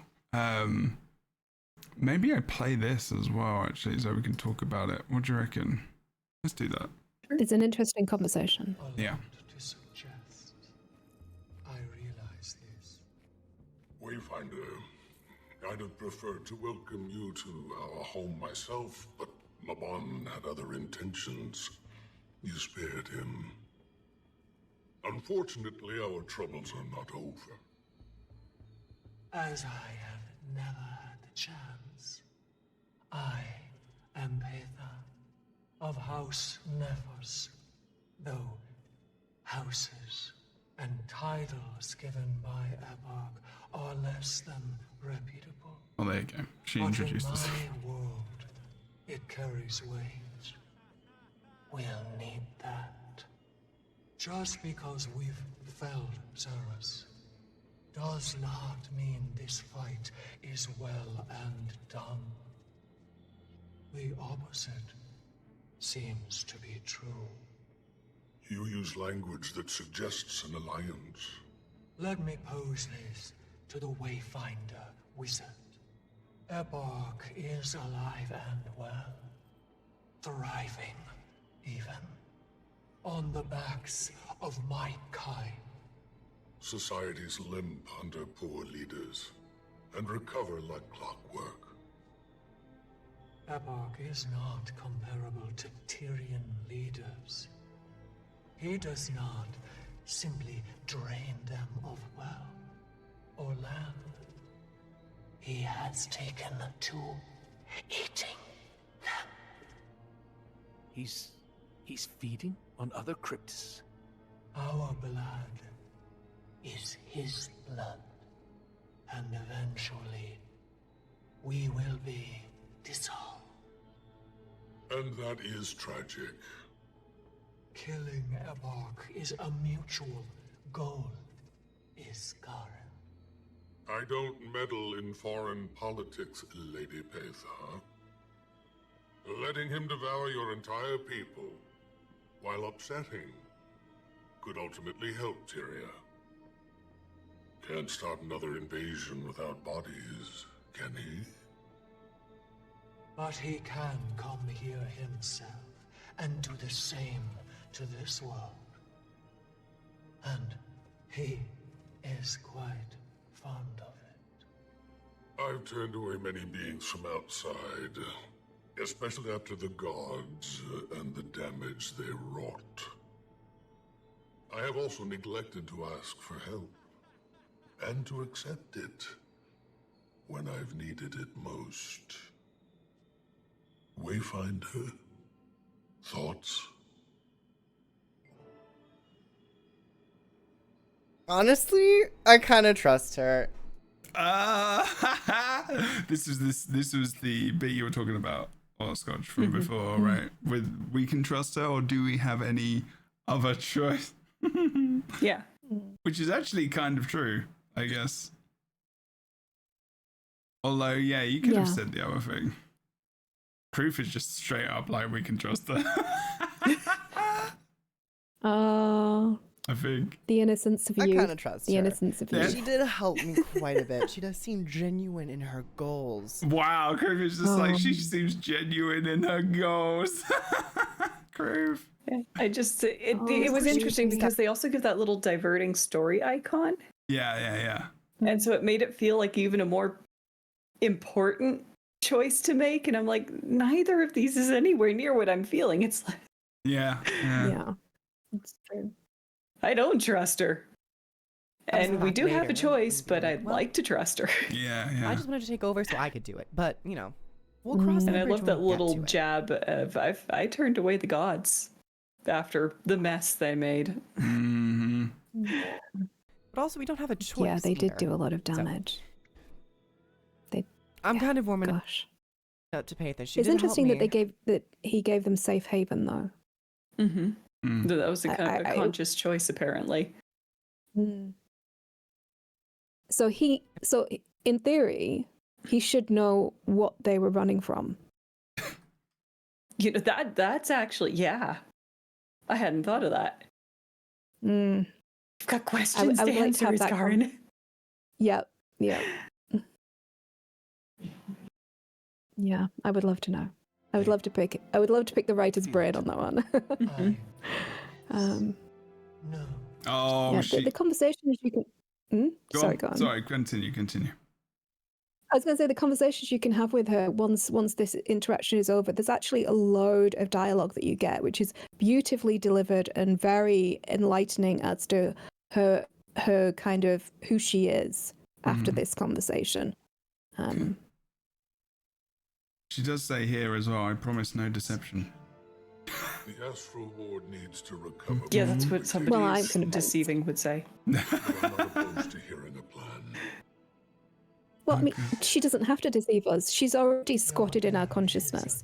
She's already got a a hand up our bottom, puppeteering us, you know, like Muppet style.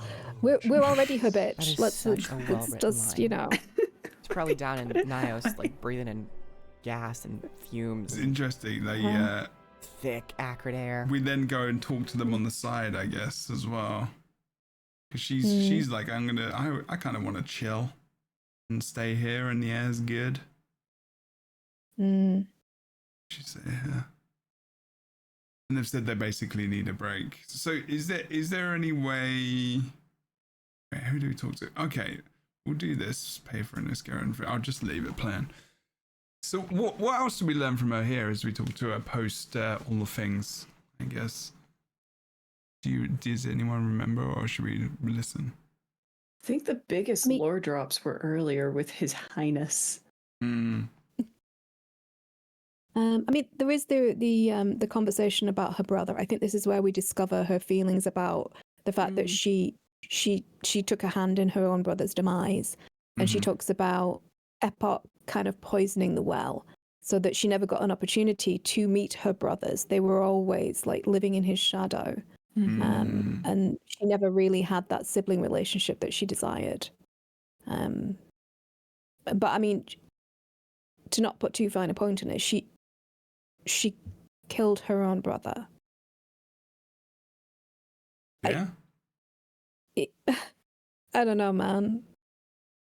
But there's a lot of dubious morals stuff happening that's all very, very interesting throughout the expansion, which, and a lot, you know, that I'm just like, is this actually true? Am I being told the truth right now?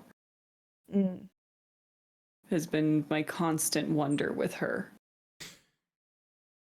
There's part of me where I'm like, she wants to save. So you don't think she wants to save the Cryptus? Or do you? Or does she want to rule them? I think all the best lies are based in a kind of a grain of truth, right?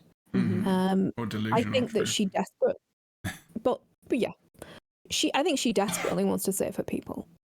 I think that this is her modus operandi. This is her axis mundi. She wants to save her people, and the biggest threat to them is their king. And she is going to. And if you, either of you, anyone in the chat, if it was your responsibility to try and save every man, woman, child, and other creature on this planet, what would you not do to do that? What line would you not cross to save all those people, all those lives, the future of an entire species, of multiple species, right? There is no line morally that you probably wouldn't cross because the justification is such. And this is where I think that the Pather is. I don't think that she is fundamentally in chaotic evil. I don't think that she is a bad person. I think that she has this crushing responsibility and that she is going to do what? I just had a weird idea of like a dating profile for paper. It was like way back in the day. Do you remember when they did the Guild Wars 2 like Valentine things, and you could have like paper. I'm not a bad person. Just as a quote from Kryno. Not a bad person. Paper. Not a bad person. Not a bad person.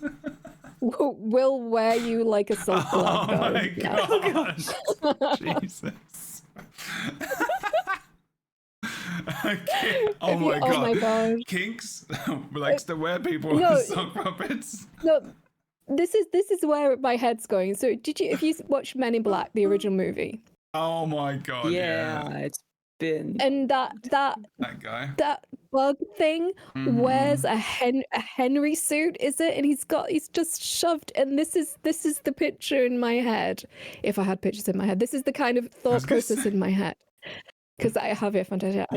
This is the kind of thought process in my head when I think about Pitha, that she is just like, she's like fitting herself into a commander suit, and she is gonna like puppeteer us. Janky. Yeah. Moving. Okay, there's the arm. There's the other arm.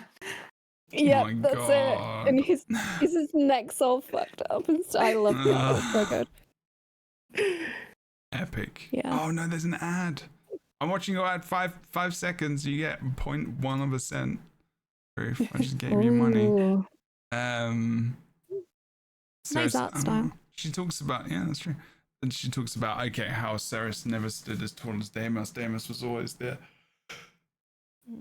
It's interesting. I love how like that whole thing tied in.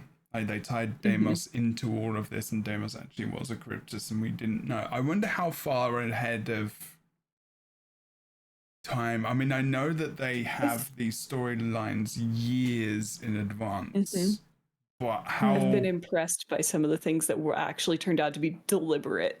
Yeah, I'm wondering how when Ask Bobby could literally ask Bobby. Probably now. That could be a good... Tell him I will send him Thornton's chocolate. I will send the good chocolate over in a care package if we can get an answer to that. Because what was it? They planned Mordremoth and the Sylvari since day one. Yeah. I was very impressed to find that out. Yeah. I don't know, not the expansion though itself, right? It was going to be the way they did it. Yeah, they probably wanted to do it Living World style, but the story was there the whole time. That needs to. The reason why I'm changing screens is because I am going to try and get an interview with because they've started to give interviews, and they will definitely interview with us because we're the best Guild Wars 2 podcast there is. Sorry. It's just true. It's fine. I'm just joking. Everyone's awesome. Everyone's awesome, but we are the best. Yes. But what was it? What was the question? How long has Deimos been a cryptus? Yeah. Essentially. Well, yeah, I guess. How long have they been planning to introduce demons as an actual like character narrative arc in the story? Yeah. I always felt sorry for people who didn't raid, and I was one of them, so I felt quite sorry for myself for a long time. I've only recently killed Deimos. Sorry, Patha. That all that wonderful story and all that fantastic environmental storytelling and all those extraordinary cinematics that link in the old world, they were all in a raid. And I always hoped that they would have some sort of tourist mode or some sort of explorable mode for non-raiders to actually have a look around these worlds. And of course they are getting better now with the kind of opening up the raids, and with the there's an attrition mechanic now that helps new raiders in. I guess the joke in the raid. I think the joke in the raiding community is the hardest raid boss to beat is finding a group. It's like the elevator in World of Warcraft that just murders people. The best thing, I'm gonna brag a little bit now, is when we're having Bobby there with you as you complete that raid. Because he told you all and showed you load of fun stuff, and he talks about what the design and stuff we did that, and he loves it because it's it's what he does.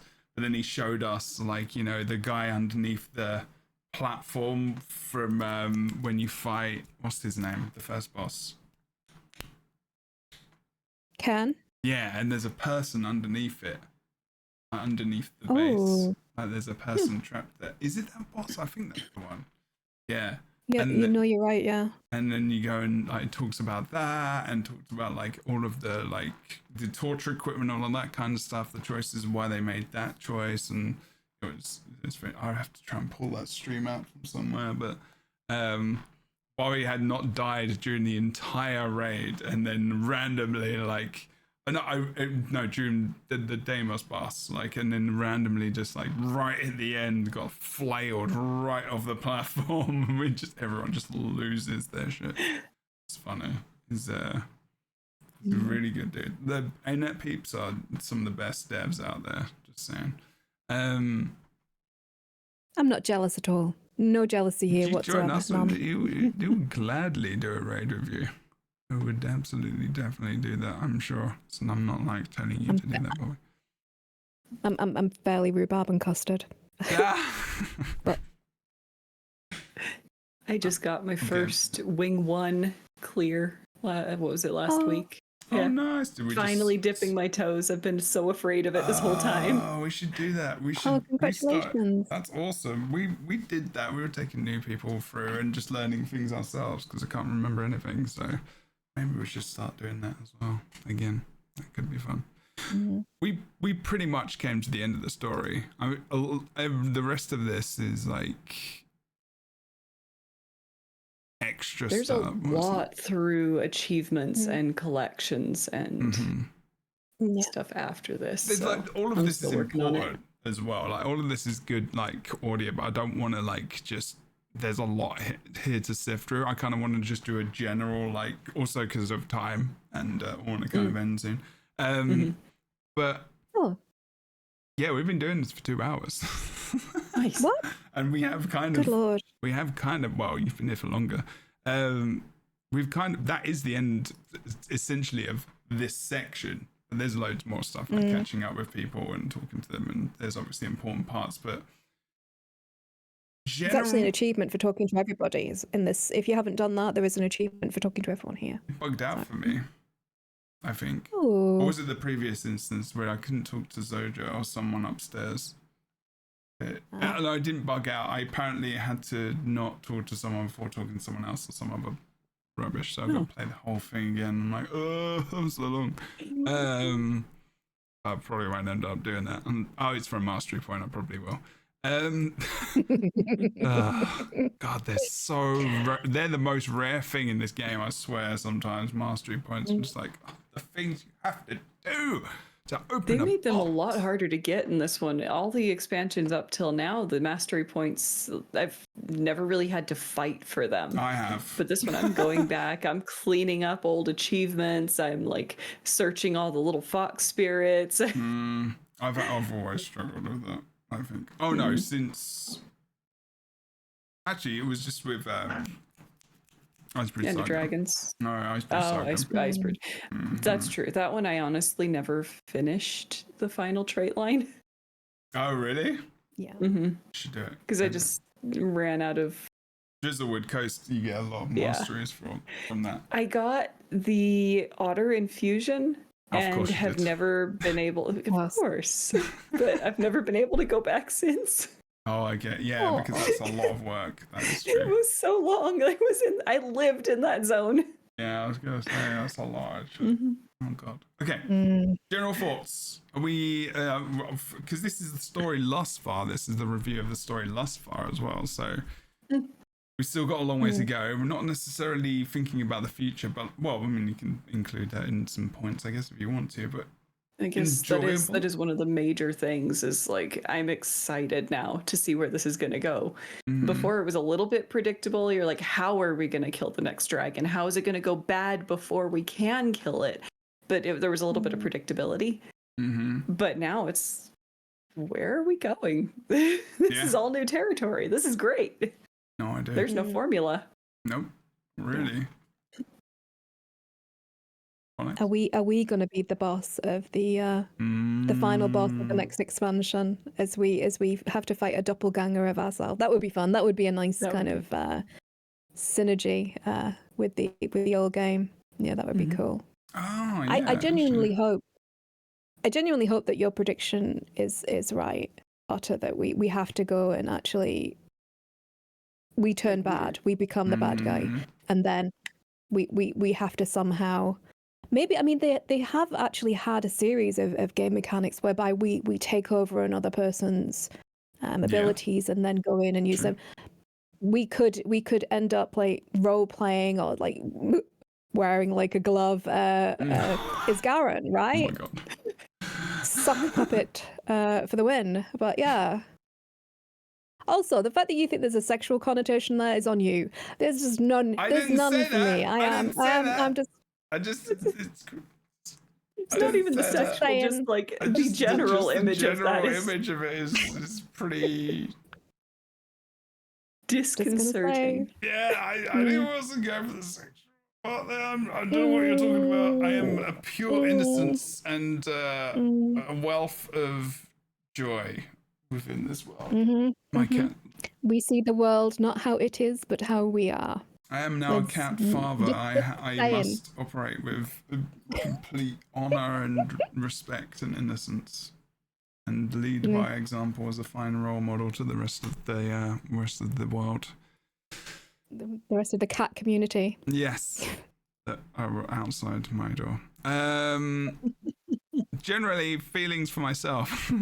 For the story so far. I enjoyed it. No, I enjoyed it. I think at times I was a little bit like, oh, this feels a little bit long-winded, like running around with Viscaran and like trying to get him unbadded, which is a word I've now made up apparently.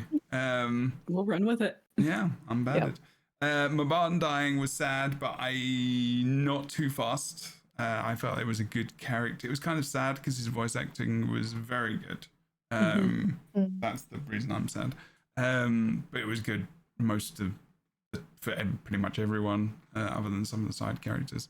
But like, it was just I don't know.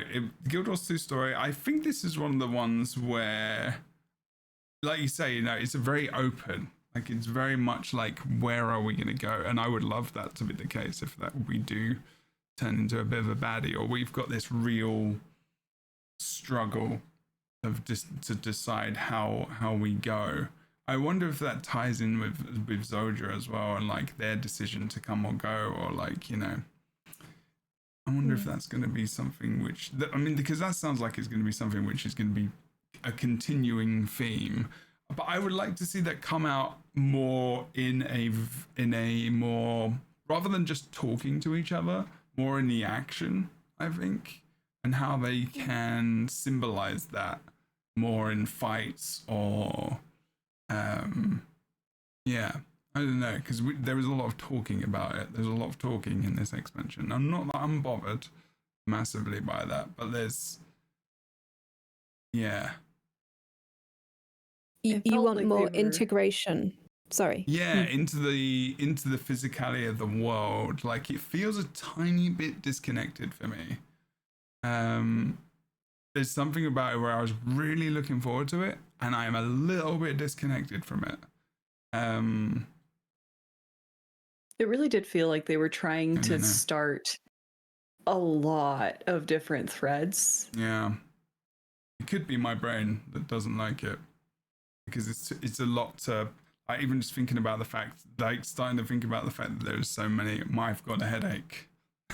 Like, I know my brain pretty well, and like when loads of different storylines start to pop into my head, I'm like, oh god, this is hard to think about, and it's getting worse.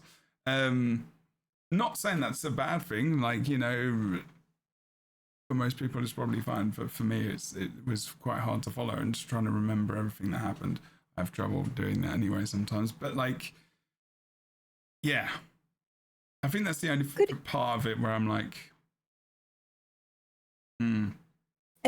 If I'm remembering this correctly, you have played this in quite a disconnected fashion. So you didn't go from start to finish and play it in a wanna. No, correct? I can't do that. No, I can't do that. You see, I can't not do that. I can't. If I pick, like, I was gifted some Lego stuff. And if you sit a Lego thing in front of me, I'm not going to move my ass until it's done. And this is how I am. So when I started playing the expansion, I knew that I'm going to do this. I might have to sleep, but beyond that, maybe. I'm like the binge watcher. I will like watch an entire series of Star Trek, just like Oh yeah, until it's I'll done. do that. But like with other stories and like other MMOs, like I do the same, you know. But I normally feel like a sense of connection. What I don't mean disconnection from myself and the character. More like she feels disconnected from the world, which actually could be symbolic and could be meaningful because Might be a little deliberate. Yeah, because she feels disconnected from a lot of people most of the time. So that actually could be intentional. Which, if it is, then well done. Great, good job. Because I felt that. Because that would actually make sense. Okay, that's another way of thinking of it. That's good. Yes, this is very much a fish out of water expansion. We have been like thrown in at the deep end, and all our kudos. Although there are characters who recognize us and all the extraordinary things that we've done, we really have been like knocked down a peg or two, and we've been just working to save one world. Yeah, and all of a sudden we're in an organization that is here to protect an entire reality. Amazing. Yeah. Amazing. Okay. So we're excited for the future. The next episodes to come. We'll be doing reviews of those probably as well. They come out. Amazing. Okay. Any final words on the story and whatnot? Talked about it for a good long time now. I'm at that point now where I'm like, I'm kind of done with this. Okay, if I keep talking about it, I'm going to get get I'm excited to see where it goes. Yes, yeah, that's true. Not that important. It was bad. But we've definitely gone into depth, and it's been good. Like this is. I've actually really enjoyed a smaller conversation about this as well, because I think it's been nice to. When I say smaller, I just mean less people, because it means we can get. I don't know. We can go. And we still managed to get just as derailed. Oh yeah, absolutely. I want to use these words. I was gonna say like we could go deep into it. We got down and deep, and I didn't. I was trying to think of ways for that to not come across in a poor way, but that's my problem. I have a problem. I just do. It's phonics. Cozy. I really like the story. Yeah. It's never a perfect narrative, and I am nitpicky about things I love. Never. No. It just seems ridiculous to me that you would be. Oh, so bad. But I love the story. I love the attention to detail. I love the little lore Easter eggs littered about all the maps, and I love the care and the detail and the love that the developers have for this game, and the respect that they have for the universe. That even when I don't necessarily agree with the direction, I always can see the intention and the thought and the care that goes into it. So I love the ethos of this game company, and I love the ethos of the storytelling that they have. I'm really looking forward to going to Naos, to actually exploring this alien world, which is pretty much what it was. It is. We've seen one kind of cathedral to it, and I'm interested to see what. And it feels like almost like a post-apocalyptic world. Like this is the realm after Epoch. And getting glimpses and understanding the lore and the history of these entities, who I'm not necessarily, as a thinking individual, as me, the person who's here, I'm not convinced that it's a good idea to help this invasive species who has done such measurable and unrelenting harm to people that I know and that I care about. But also, it's an interesting juxtaposition whereby we are going to help the enemy, and there is a moral path to do that, and there is a moral the grounding that they've laid is morally sound. And I love the fact that Isgaran is the diplomat. In his conversation with Paitha, he's like, it's very unfortunate that you will die, but I don't get involved in foreign politics. And I thought that that was such a cold-hearted, wonderful line that he gave. Because, of course, I would imagine personally, after the losses that he's sustained from this relentless assault, that he would probably be cheerleading their demise if it meant that he wouldn't have to lose another friend. Mm-hmm. And yet we find ourselves in this, we have been maneuvered into this position by Pather to have an opportunity to kind of stem the bleeding before Epoch turns to our world. Mm-hmm. And that kind of, I guess it's, how could I put this? Like, we're trying to save ourselves, and the byproduct is that we're going to save them. I feel like that's the kind of the moral calculus that's going on here. And if we can come out of it unscathed, I will be quite surprised. But I'm super interested as to what the hell they're going to do to us, because they've killed us. They've had us mauled to death by a god. We've said goodbye to our daughter. They've really kicked 10 bells of shit out of us already. And I'm very interested to see. It's in the best possible way, right? Yeah. In a great narrative fun way. That's what you're supposed to do with a character. You're supposed to chase them up a tree, throw stones at them until they cry, and then you find some clever way to get them down out of the tree where they feel like they've done it themselves. It's and I'm super interested to see what tortures await us in Naos. I'm really happy for that. So amazing. Yeah. Okay. Well, I think you rounded that up pretty well. I think we're gonna head off because I've got laundry to do. Okay. Oh, I don't want to do it. Yeah, it's okay. Well. Oh, is that what we are now? Is we're your delay tactic? For laundry? Yeah. Oh, I love this. Is that all this we is my mean favorite to part of you? the week. You're what to me? Is that all we mean to you? A distraction from laundry? I will try not to take that personally. I don't do it every week though. I'm only one person. I don't need to wash my clothes that many times. Oh no, it's actually this little one, isn't it? Because you're making noise. I can hear you down there. Hi. You're so cute. Just in time. You're so cute. Everyone.